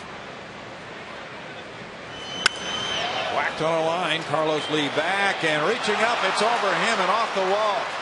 And now Garco is coming to third base. He stops there as the throw loops into the infield. It's a double for Renteria. It looked as if Tim Flannery might have been able to score him, but he had to make his decision. That throw was coming in toward the infield, and Renteria winds up with his 16th double. And Garco not a real speedy guy, and Flannery hasn't been around Garco very long, so he doesn't have a very good read yet on what Garco's capable of, how good a base runner he is. So with 1 out, he plays it a little cautiously, but probably the right play. 2 outs, no doubt he's sending him. Double for Renteria. Second and third one out for Wynn now. Rodriguez and Hampton talk it over. Wynn is 0 for 2.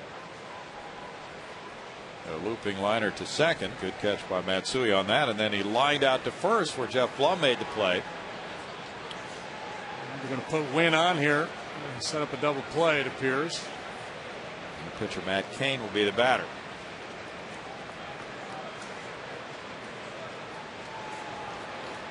Now they appeal at second. Appeal. Garco did not miss the bag. Chuck Merriweather on the call. Blummer staying in. Yeah, here's the intentional walk now. Load the bases. Now, if you don't get the double play, you get to Velez, the leadoff hitter, coming up. So it's kind of the debate you have. You got to get 2 outs. Would you rather go after Wynn and Cain or Cain and Velez, with the option of possibly getting the double play from Cain?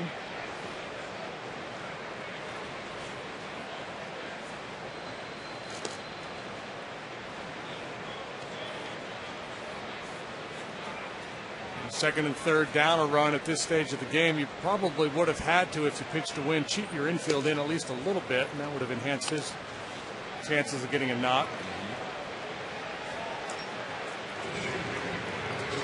Friday night, Brewers in town, 7:05 game, and if you're one of the first 10,000 fans, you'll receive a retro workout T-shirt courtesy of the Methodist Bone and Joint Center. After the game, Friday night fireworks. That's presented by Marathon Oil. Friday nights are always big here, and the Brewers are here. The Astros and Brewers right next to each other, alongside each other in standings. Now Cain, he put down a sac bunt and he struck out. Showing bunt here. He looks at ball 1. So Flannery with signs. If Cain, runner on third, Garco wasn't coming. It wasn't a squeeze play that was busted. Cain may be thinking, I'm just going to bunt and stay out of the double play.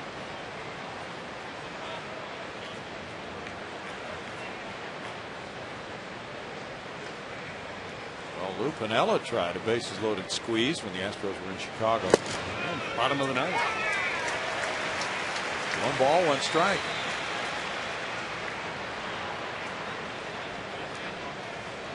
Cain with another long look down at Tim Flannery. Playing for the double play ball in the middle of the diamond. Quarter infielders up even with the bag.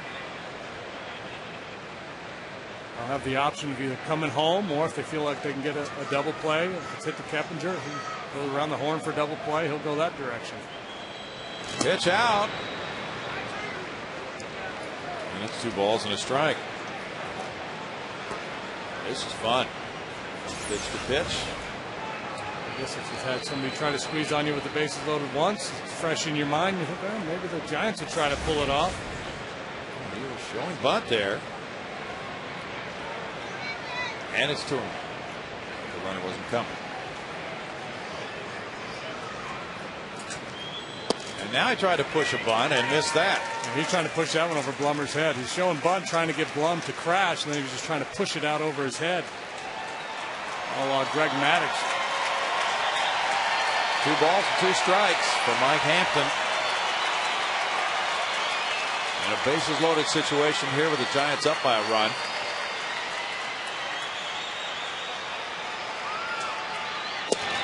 Strike 3. That's a big out, number 2, 5th strikeout for Hampton.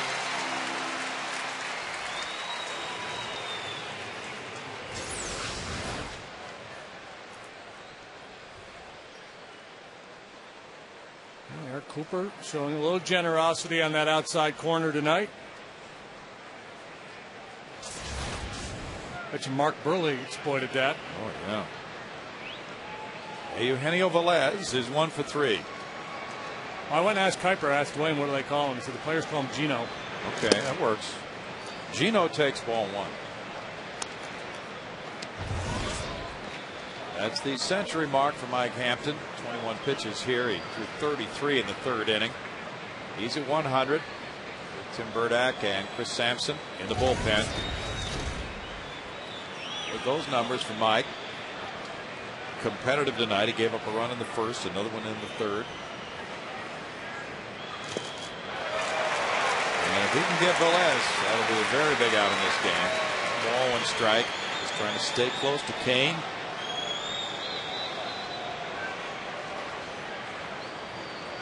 Ryan Wilson, the closer for the Giants, is second in the league in saves with 27.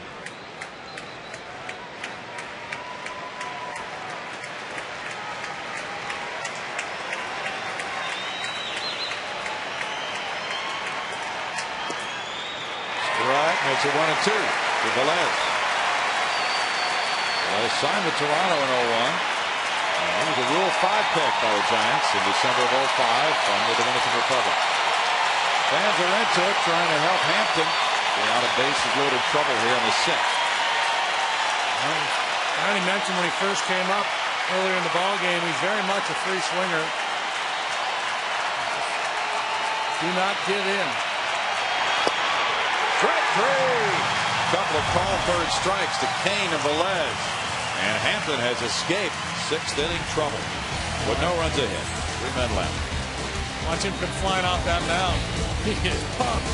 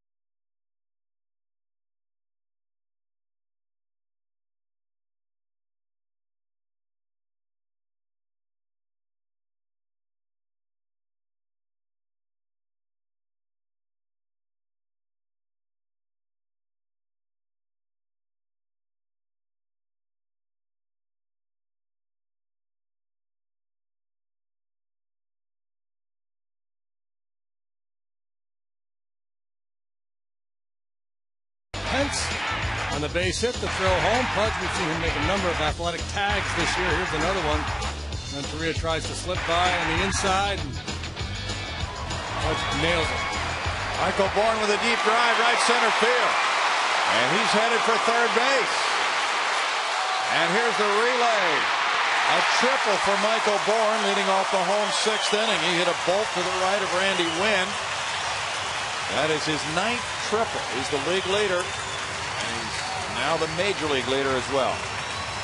High speed's a beautiful thing. This could be a real turning point in this game. Hampton gets the big strikeouts to leave the bases loaded, and Michael steps up there and whacks his fastball all the way to the Astros bullpen. Leadoff triple. You have to score this run. Or else you're staying after school to write on the chalkboard 500 times. Matt Suey would love to apply. That's ball 1. He's 0 for 2. And Bruce Bochy can go ahead and allow that run to score on a ground ball to the middle of the diamond, short and second or back. Bochy has his 2, 3, 4 hitters due up in the 7th inning. Right for Kane, evens the count at 1-1 with Hunter Pence on deck. Big situation here for the Astros. They've had to scratch for runs against the top-notch pitching they've been facing in recent days. Without Lance Berkman in the lineup. Fly ball goes toward the left field line. And foul and out of play. 1-2. A baby and a ball.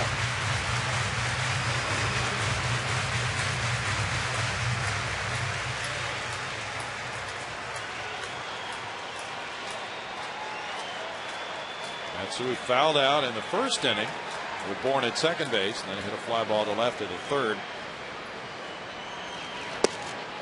Upstairs, and the count runs to 2-2 for Matt Cain, who's at 73 pitches for the night. The Astros among the league leaders with runners in scoring position, 274. The Mets are atop that board at 284.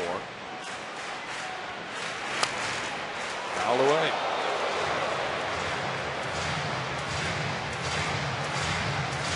And Coop often makes the point that the Astros failing to cash in on opportunities, leaving too many on base. He says quite often that that's the story of our season. But when you look at those numbers, they tell a different story. And I think probably all managers feel that way. Anytime you let an opportunity go by the boards. Now 3-2. And Matsui has worked the count full here on Cain. Matsui has 7 career hits against Cain in 24 at-bats. Caswell in this at-bat doing a nice job laying off that high fastball. He hits a drive to right field. It's hooking. It's near the foul pole. It hits the foul pole. Chicken dinner. And Matsui gives the Astros the lead. 3-2. Winner, winner, chicken dinner. Caswell Matsui feeds the masses and gives the Astros a 1-run lead with number 5 of the year. How about that? Laid off those high fastballs. Cain came down and in with a heater, and Caswell showing a quick bat. Got the barrel out in front of it. And everybody here at the ballpark can take their ticket to Chick-fil-A and have a nice lunch tomorrow. Or a late night snack tonight. Yeah. What a moment now. Hunter Pence. Triple and homer here in the 6th inning, back-to-back off Cain. And you know, the timing couldn't be better. Yeah? Because we're going to be throwing out peanuts and Cracker Jacks here in a minute. That's right. And I might see if I could trade some peanuts for somebody's ticket stub. Oh, yeah. Roller to second base. Sanchez gets Hunter Pence 1 out. Some unsuspecting fans. Yeah, you know there's people down there that don't know about this deal. Oh, sure, you can have my ticket stub. Ford's going to blow it here and make an announcement, I bet, any moment now. Carlos Lee ripped a single off the left field wall in the 4th inning. He's 1 for 2. By the way, Hampton has battled in this game, and now Bourne Matsui helping the Astros grab the lead. Could be a special night. Fly ball left field, number 300. No! Off the wall. Lee will get a double. It kicks back toward the infield. And that is double number 20. Almost home run number 300 for El Caballo. Wow, and things unraveling in a hurry here for Matt Cain. The Astros absolutely ambushing it here in the 6th. Triple home run. And now 1-out double from El Caballo. Slider got a little lazy on him. Stayed over the plate. And it was a good swing put on it by Carlos. Velez made the mistake of getting too close to the wall. Karam traveling a long way, and Carlos able to make the second base. Dave Righetti, he's the pitching coach of the Giants. He's held that post for a number of years now.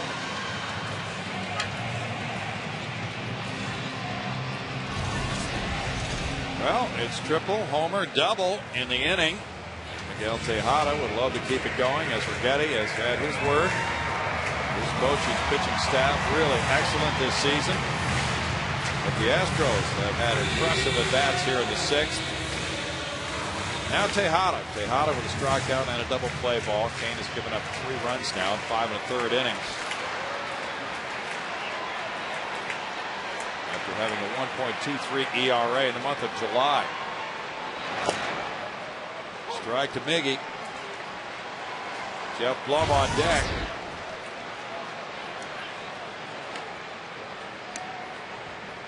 Cain only gave up 4 runs, period, earned runs in the month of July.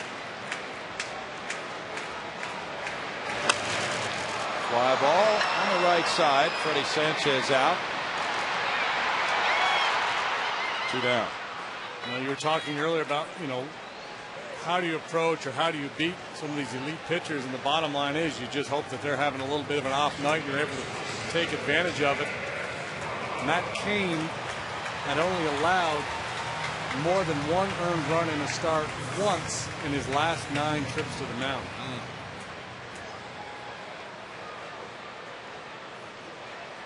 Now Jeff Blum homered off him in the 5th inning on the 0-2 count. He's 1 for 2. And they strike 1. Well, if the Astros win a game like this, they have really battled to do it. Hampton with a gritty ball game, giving up runs in the 1st and 3rd. Chris Sampson continues to work in the bullpen. Hampton's thrown 100 pitches. Blum went for it. It's 0-2. Mike really did well in that 6th inning. Bases loaded, 1 out. Struck out Cain looking. Struck out Velez looking. The fact that he's had to work out of those 3 different jams tonight might indicate that he's close to tank being on empty. Over to the right side. Sanchez. Over to Garco. Bourne started with a triple. Then Matsui. 2-run homer to right field to give the Astros the lead, 3-2.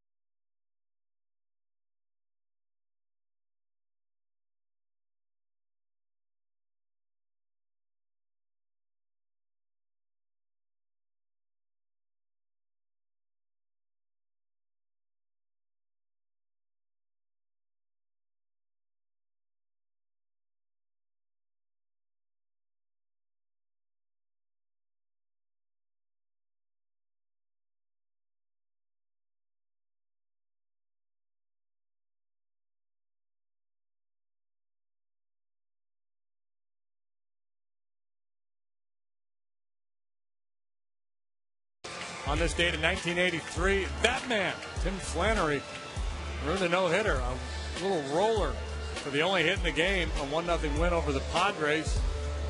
Flan, a heartbreaker that day. Nolan was 7 no-hitters in his career, 12 one-hitters, 18 two-hitters.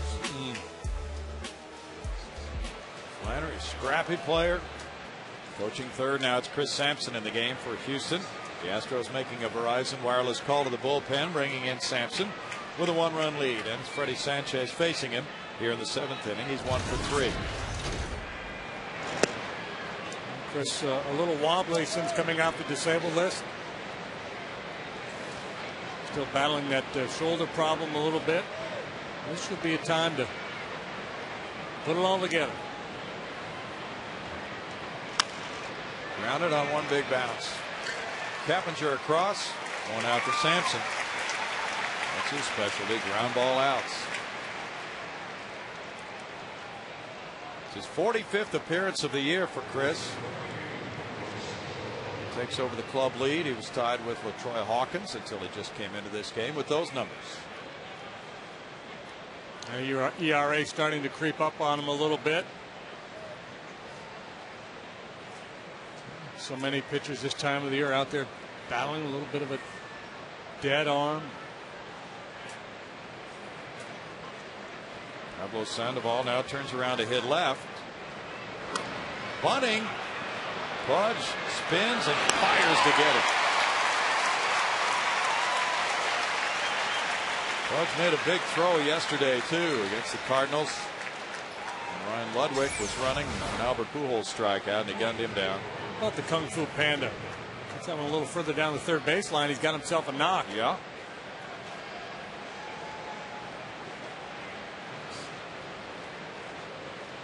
Two real nice defensive plays Pudge has made in this game. Now the tag at home, and now this one on the bunt. 2 down now, and it's Molina batting.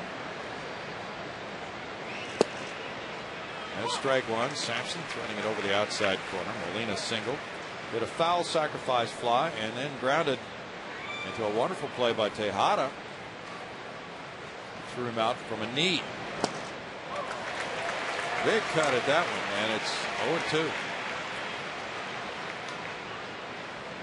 Tigers got a run in the bottom of the ninth and beat the Orioles 6-5. Fernando Rodney won that one, beating Dennis Baez.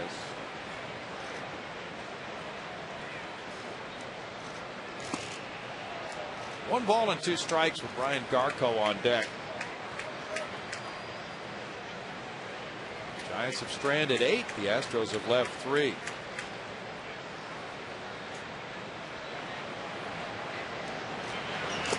Sampson goes in the dirt with that one. It's 2-2. A fairly typical Mike Hampton start here. Gave up a number of hits, especially early, but pretty much all singles.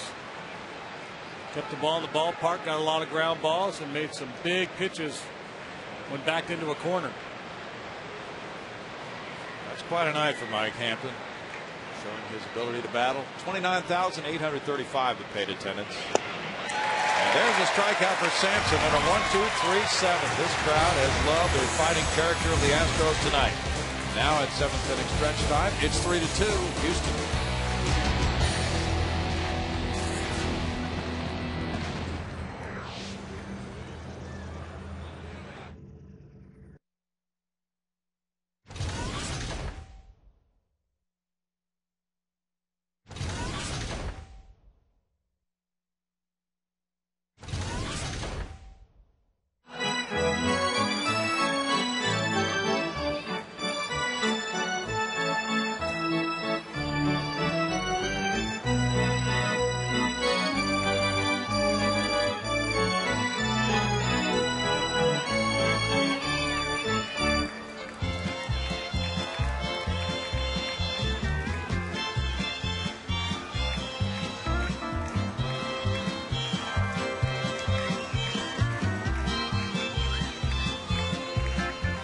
Stars at night are big and bright, deep in the heart of Texas.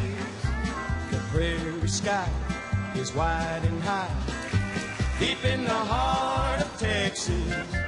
The sage and blue is like perfume, deep in the heart of Texas. Reminds me of the one I love, deep in the heart of Texas.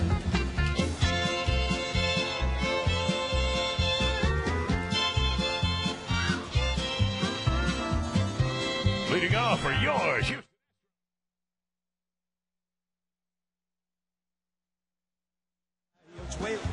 Along the trail.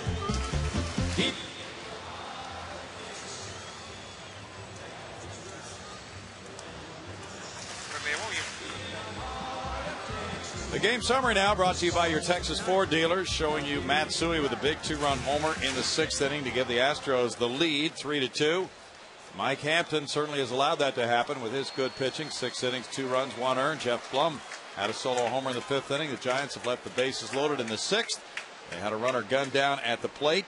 Back in the 2nd inning on a hit by Velez, with Hunter Pence making that throw to Pudge Rodriguez on Renteria.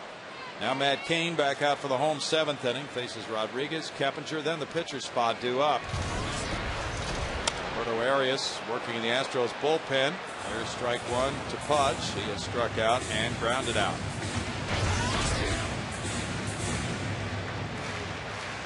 Looks as if we'll see a pinch hitter for Sampson.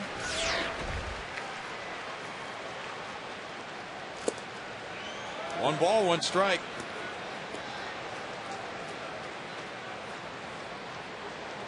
Kane staying in this ball game despite giving up a triple, a homer, and a double in the 6th inning. He's only thrown 86 pitches. 1-2 the count. Well, that fastball, when he throws it up, is just explosive.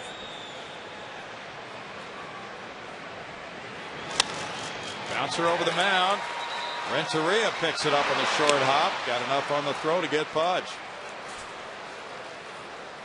Patty Smith. Well, guys, come on out Wednesday, August 4th for an autograph session with Astros infielder Jeff Keppinger at the Whataburger at 109 West Airtex in Houston from 11 to 12. And while you're there, you can sign up to be the ultimate Whataburger What a fan and have a chance to win 2 sweet tickets for the Astros and Reds game on September 26th. Plus, be on the field for batting practice and throw out the first pitch. Don't miss this chance to meet one of your Houston Astros at Whataburger, guys. Thanks, Patty. Jeff Keppinger fouls it. There's strike 1. He is 0 for 2.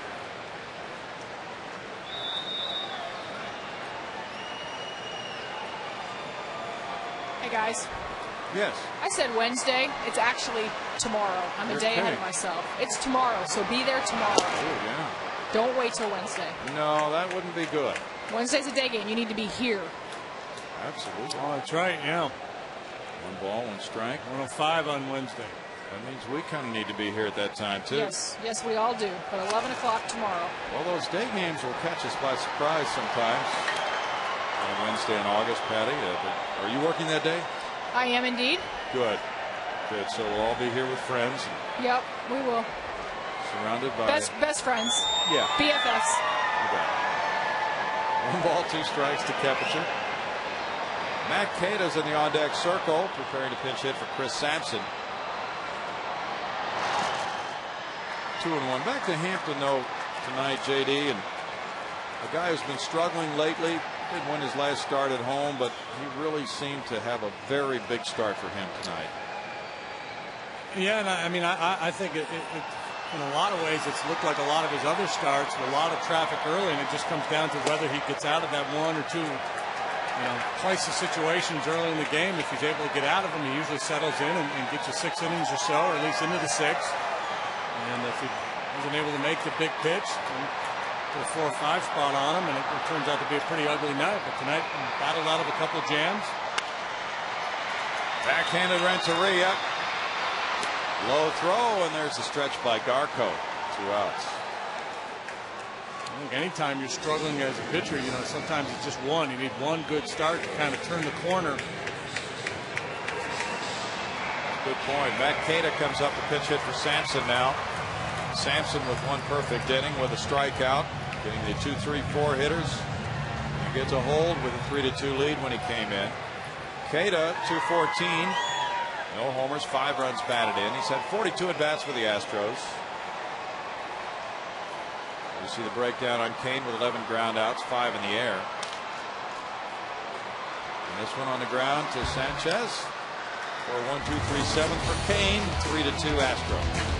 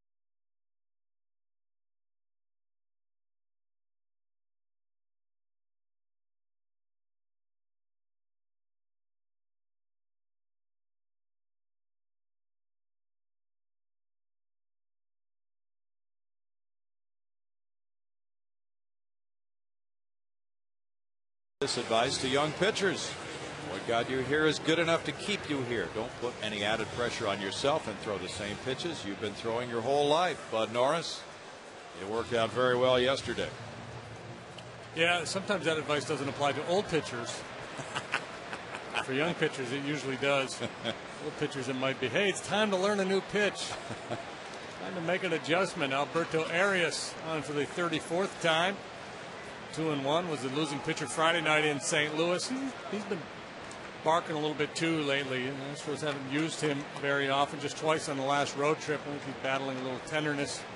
Hopefully he's turned a corner in that regard. Garco takes a sinker. It's ball one. Garco with a perfect night. RBI single, walk, hit by pitch. Rowan and Renteria to follow Garco. He stayed on his fingers a little bit too long, it appeared, and it's 2 balls, no strikes. As Arias pulled that one outside. Arias got a blown save and a loss Friday night in St. Louis. Liner over shortstop into left field. Garco continues his perfect night. Hit number 9 for the Giants. Good aggressive swing at that sinker. And pretty good effort there by Miggy.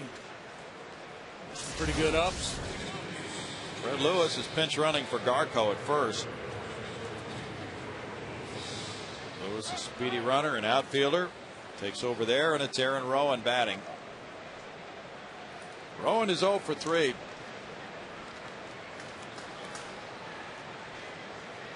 Giants are 8th in stolen bases with 56. Lewis has 8 steals in 12 tries. That's a decent sized lead. Not really a base stealing lead. Strike to Rowan. Renteria waiting next.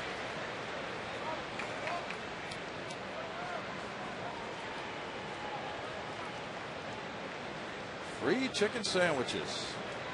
Everybody with those ticket stubs tomorrow. Home run by Matsui in the 6th inning. No balls, 2 strikes. So that'll be a little something for these fans to take home. Now, if they can just see a win, a come from behind win with Matt Cain on the mound, that would be another special memory to take home from this one tonight. Still some important outs coming here.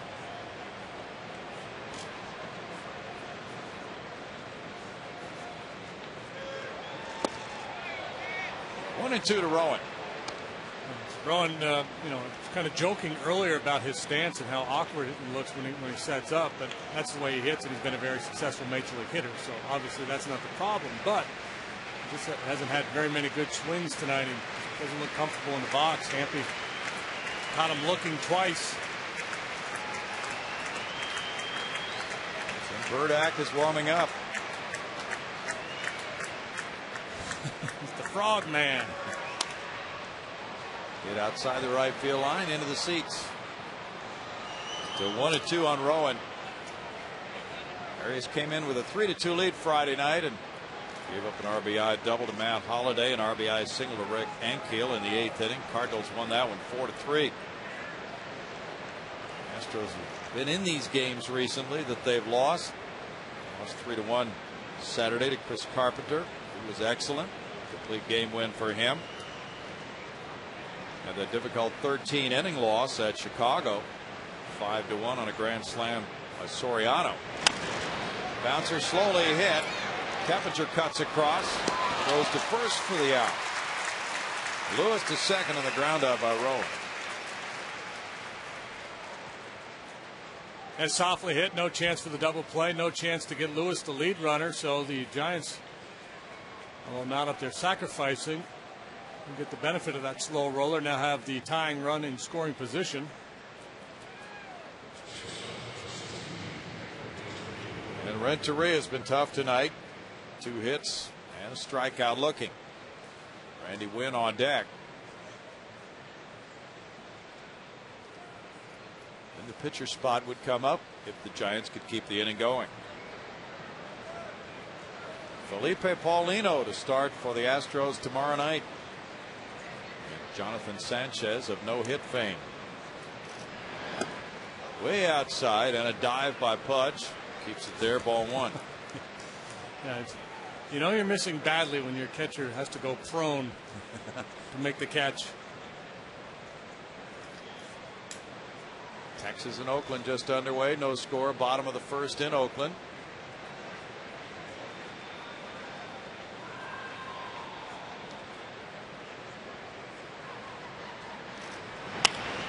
Bouncer goes foul. Third base side. It's a 1-1 count. Astros relievers are 119 and lost 18.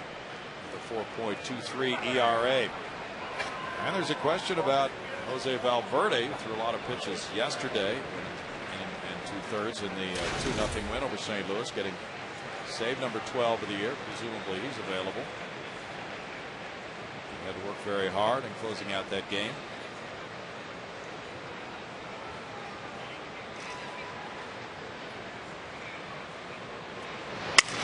Broken bat roller. Tejada in. 2 down. Well, Arias on the heels of Sampson, trying to help the Houston bullpen lock it down for Mike Hampton. Now faces Randy Wynn. Randy Wynn much better from the left side this year. 297 as a left-handed hitter, 169 from the other side.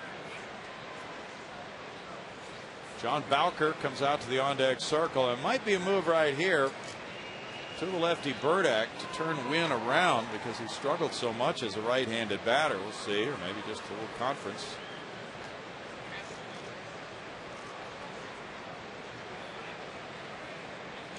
Nope, he's not making a move.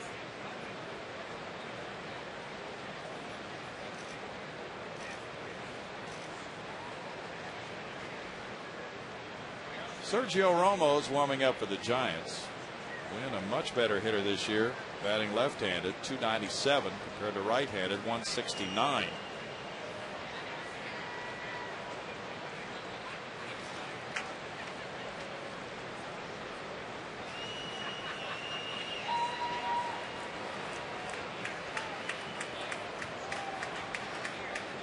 Wynn's ready to go.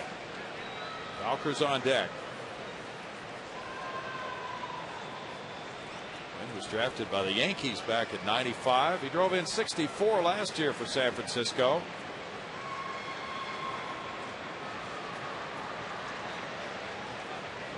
He's hit exceptionally well against the Astros in his career. That's a good one on the corner for strike one. Astros playing pretty much straight up. Michael Bourne shallow in center field. Not hit for a lot of power this year. A little backdoor breaker to get the jump on him.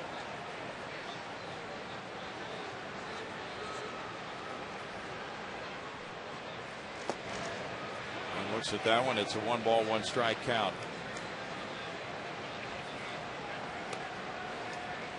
Arias has seen more of these late inning tense game assignments. LaTroy Hawkins out with an injury on the disabled list. There's a breakdown on Wynn. It's the ball a little bit more the other way than he does on the pull side to the outfield anyway.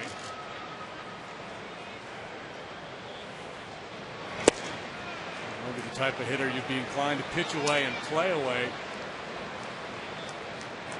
Had a better shot at throwing a runner out at home on a sharp line drive to left field than you do right field. But Fred Lewis, a speedy guy, should be able to score on just about any base hit through the infield.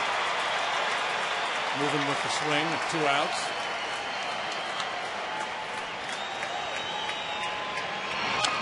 Wynn taps a foul. 2-2 for 25-year-old Alberto Arias from Santo Domingo in the Dominican Republic. Big situation for him. Facing the Giants for the first time this year. He's faced them 3 times in his career with a 1-0 record.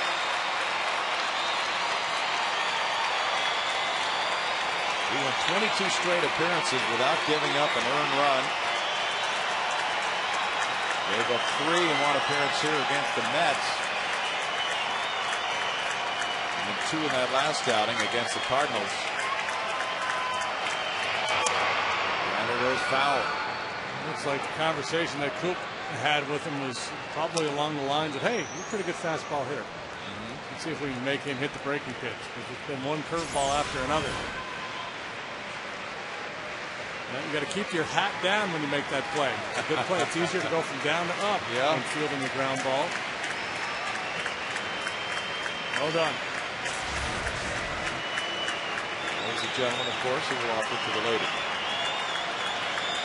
Arias, those good breaking stuff. In with a high chop. This could be a hit. Arias throws to first and gets him. Tremendous play by Arias. That ball had a lot of hang time. And he zipped a throw to Jeff Blum and nipped Wynn at first base. And he fell over after this fine play. 3-2 Houston.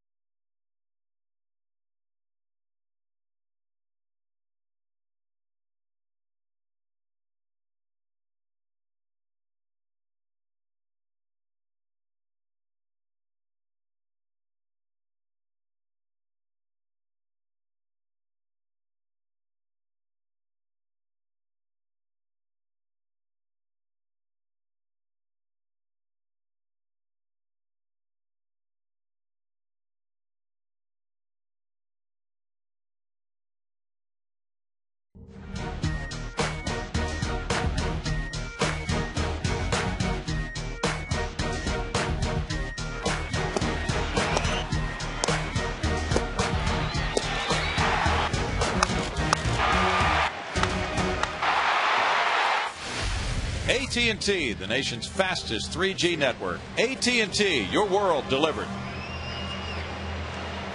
Jason Snapper Finley with that video. Here is Michael Bourne now in a 3-2 game. He gets a slow hook from Matt Cain at 75 miles per hour, and maybe a result of his triple back in the 6th inning when he laced a fastball to the right center field gap.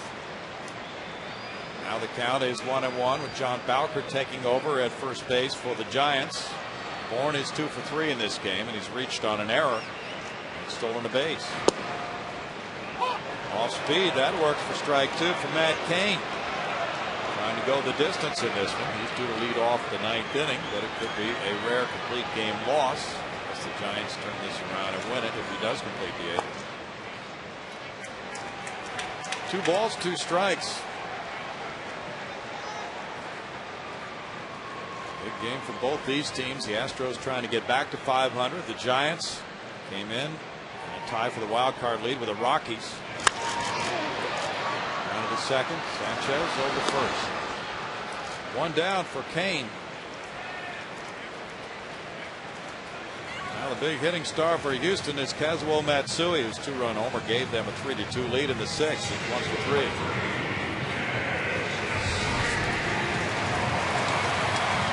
Matt Cain had 100 pitches, and check out that ratio. 72 strikes, just 28 out of the zone. Ratio. Bunted in the air and foul. Strike to Matsui.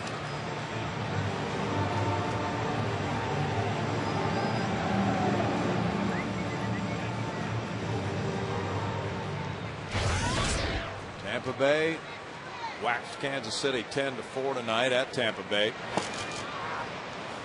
You talked earlier about Cain being more effective against lefties than righties, and that's the reason right there. splitter, whatever he's throwing for a changeup is absolutely nasty.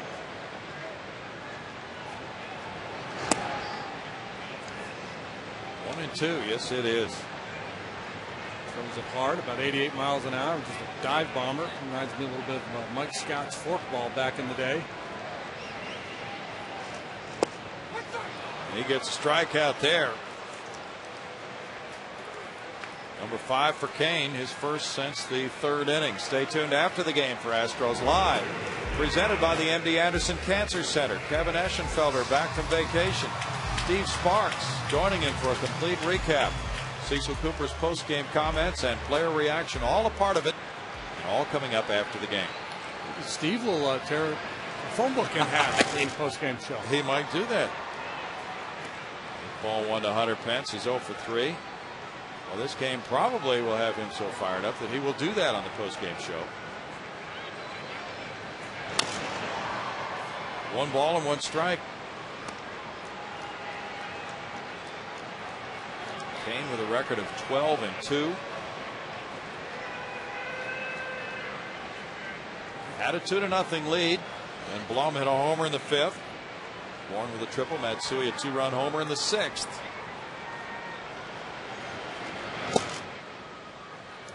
It's 2 balls and a strike. The Astros would not at all mind adding a little bit to their lead for the 9th inning. A little insurance.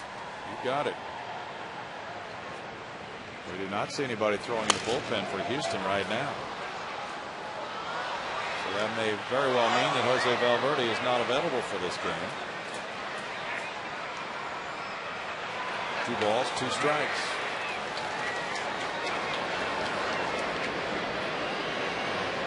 He did throw earlier. All right.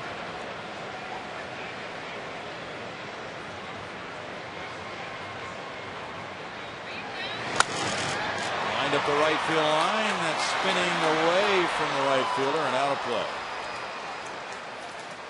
Follow the Astros on your iPhone and iPod Touch with MLB.com at Bat 2009. It features play-by-play video highlights, live audio broadcasts. Visit Astros.com on your iPhone or iPod Touch to purchase. Quality beard right there.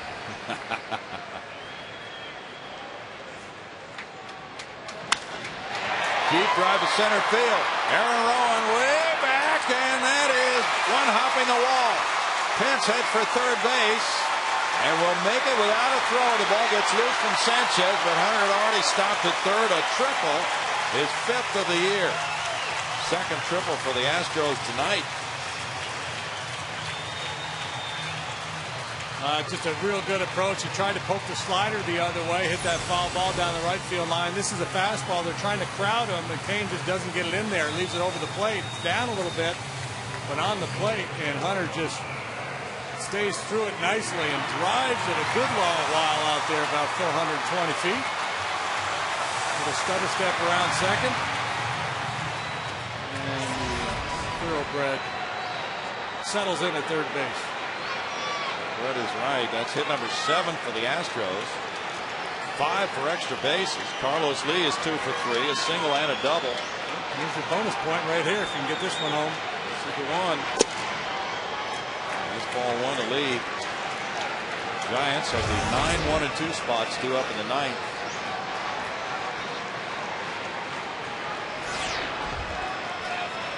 Probably have Travis Ishikawa pinch hitting for the pitcher Kane.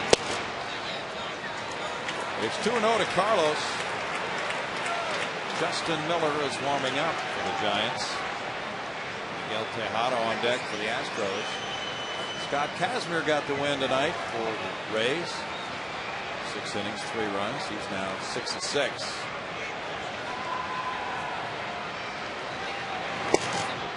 Fastball there for strike 1, and it's 2-1. Glanced over at Hunter Pence as he was starting his windup. Zach Greinke took the loss for Kansas City. He's 10-7. Line to right field. It's 4-2 as Carlos Lee gets his 3rd straight hit. 65th run batted in for El Caballo.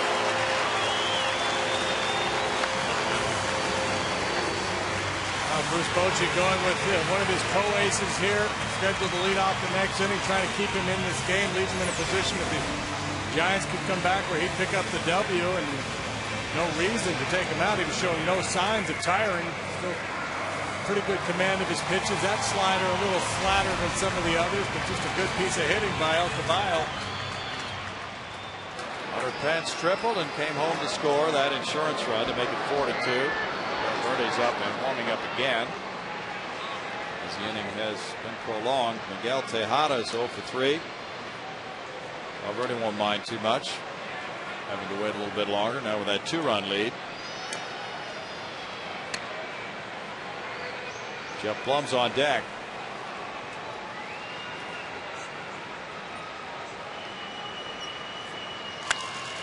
Fly ball to right center. Wind is calling. And the Astros in the 8th come up with a 2-out rally. Triple by Pence, single by Lee. They love it. 4-2 Astros.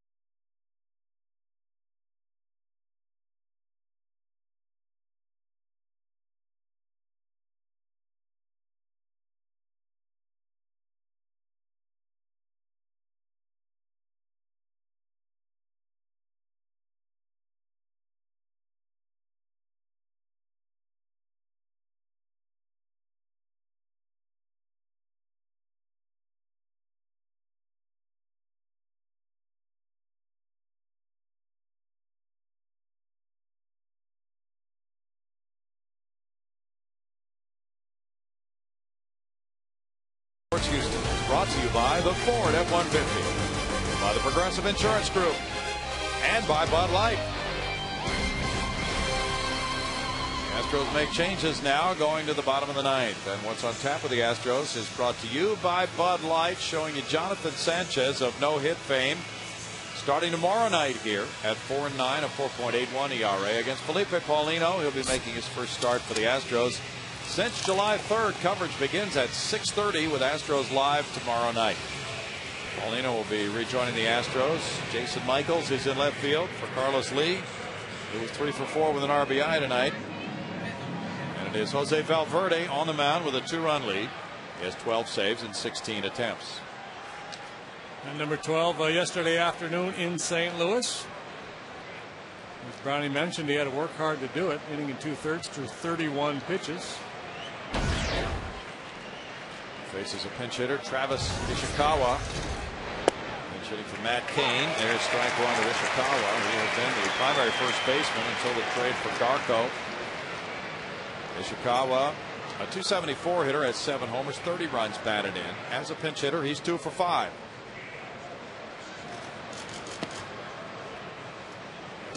It's 1-1. Matt Cain in 8 innings allowed 8 hits, 4 runs. He did not walk anybody tonight. He struck out 5. Through 115 pitches, 82 for strikes. It's upstairs for ball 2. Yeah, Cain just a good-looking young pitcher. Really competes. Outstanding stuff, of course. A nice feather in the Astros cap if they could beat Wainwright and Cain on back-to-back days. Yes.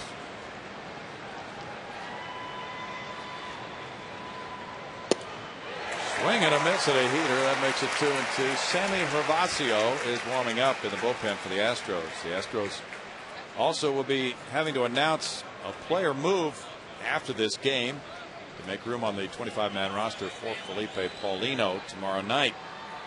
So hopefully we'll have that information on Astros Live. Split finger works for a strikeout of Ishikawa. They've been leaning heavily on that pitch lately, especially against the left-handed hitters. And it's kind of funny when you think back to a few years ago, a situation like this against the Giants, you'd be looking at your scorebook. Where's Bonds? Where's Bonds? How are they going to get to Bonds? And yeah. You just don't have that big, dangerous bat in their order that you're overly concerned with. They got a couple nice hitters, but no big-time power threats. Velez is 1 for 4. He singled in the second to extend his hitting streak to 10 games. Keppinger in tied at third. Fastball flipped into left field, and that will be in for a looping single in front of Jason Michaels. So Velez picks up another hit for the Giants and gives them hope here with 1 out in the 9th inning with Freddie Sanchez batting. It's 9 hits for San Francisco, 8 for Houston tonight. And their most dangerous hitter comes out on deck, Pablo Sandoval. He's got 16 home runs. He leads them in just about every offensive category. Sanchez 2 for 5 against Valverde. That is actually hit number 10 for the Giants tonight. The Astros have not drawn a walk in 30 innings. Just checking back through with Kane's line, including no bases on balls. There's ball 1. It's Kane, Wainwright, and Carpenter the last 3 ball games. There's a reason why they're among the best in the business. Yep. No walks. Any of the last 3 games, plus 4 innings of the Friday night game.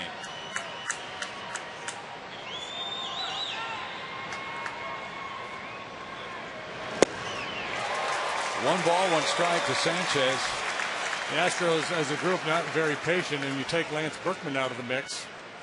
And he's the one guy who draws a lot of walks. Valverde has pitched once against the Giants. That was in a 9-0 loss July 4th at San Francisco. He gave up 1 run in 1 inning. 1 ball, 2 strikes. And the Giants really did a number on the Astros in the first 2 games of that series in San Francisco. Now the Astros trying to square the season series at 2 games each. Mike Hampton, 6 innings, 7 hits, 2 runs, 1 earned. Chris Sampson, a hitless inning. Alberto Arias, 1 inning, 1 hit, no runs.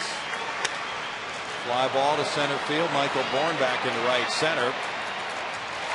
2 down, and the Astros are trying to outpitch the Giants for a 4-2 win. Time now for our Texaco star performer of the game, and Mike Hampton turned it around in that first inning. Allowed 2 runs tonight, just 1 of them earned. In trouble early on. A lot of base runners the first 3 innings. And then he settled in. And one more time, the Giants made a run at him in the 6th, but ended up punching out the side in that inning, leaving the bases loaded. And as you could tell, he was pretty happy about it. And he'd given up those 2 runs, 1 earned in 6 innings. Then the Astros got 2 in the bottom of the 6th to put him in that position to be the winning pitcher. Now Valverde trying to get the final out here on Sandoval. Sandoval's 2 for 4. And that would make it 3 innings of scoreless relief if Valverde can get this man with Molina on deck. Fans have seen a good show of pitching tonight. Yeah, a very entertaining ball game. There's a couple of long balls. Hampton battling out of trouble. Kane showing some dominant stuff, some sparkling defensive plays. Free chicken sandwich. It doesn't get much better as long as you can finish off Kung Fu Panda here. It's outside. It's 1-1. 13 of his 16 home runs this year have come as a left-handed batter. He is dangerous.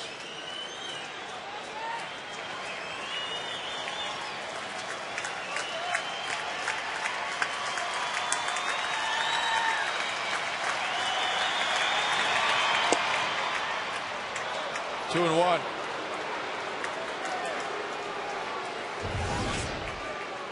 Sandoval hit a homer off Felipe Paulino in San Francisco July 3rd. 3 RBI game there. Drove in a run the next day as well.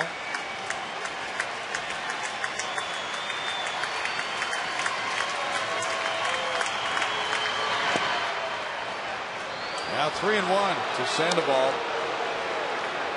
Jose wanting to challenge with the fastball, trying to get Sandoval to chase the splitter, and missing out that outside edge.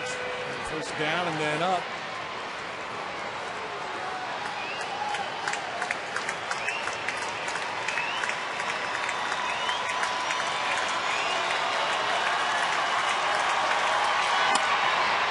Line drive to left, a hit in front of Michaels off his glove. Now it's into left center field.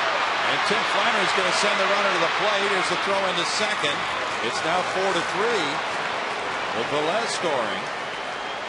And Sandoval winds up at second base. Michaels tried to come in and short hop the ball. He got away from him. And now it's going to be Molina after the double by Sandoval, coming up with the runner at second. What a great piece of hitting. You know, you would think a hitter might think fastball there on 3-1, but Jose comes with another split finger pitch, and he was all over it. Jason coming in with an idea of trying to make a catch on that ball, and then when he realized he couldn't, tried to play it on the short hop, and that's a very difficult play.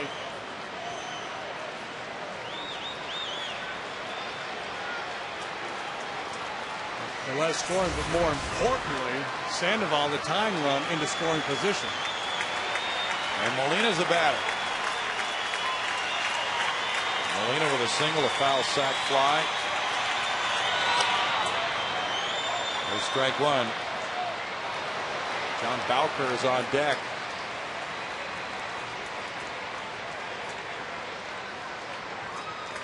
Molina 0 for 5 in his career against Valverde.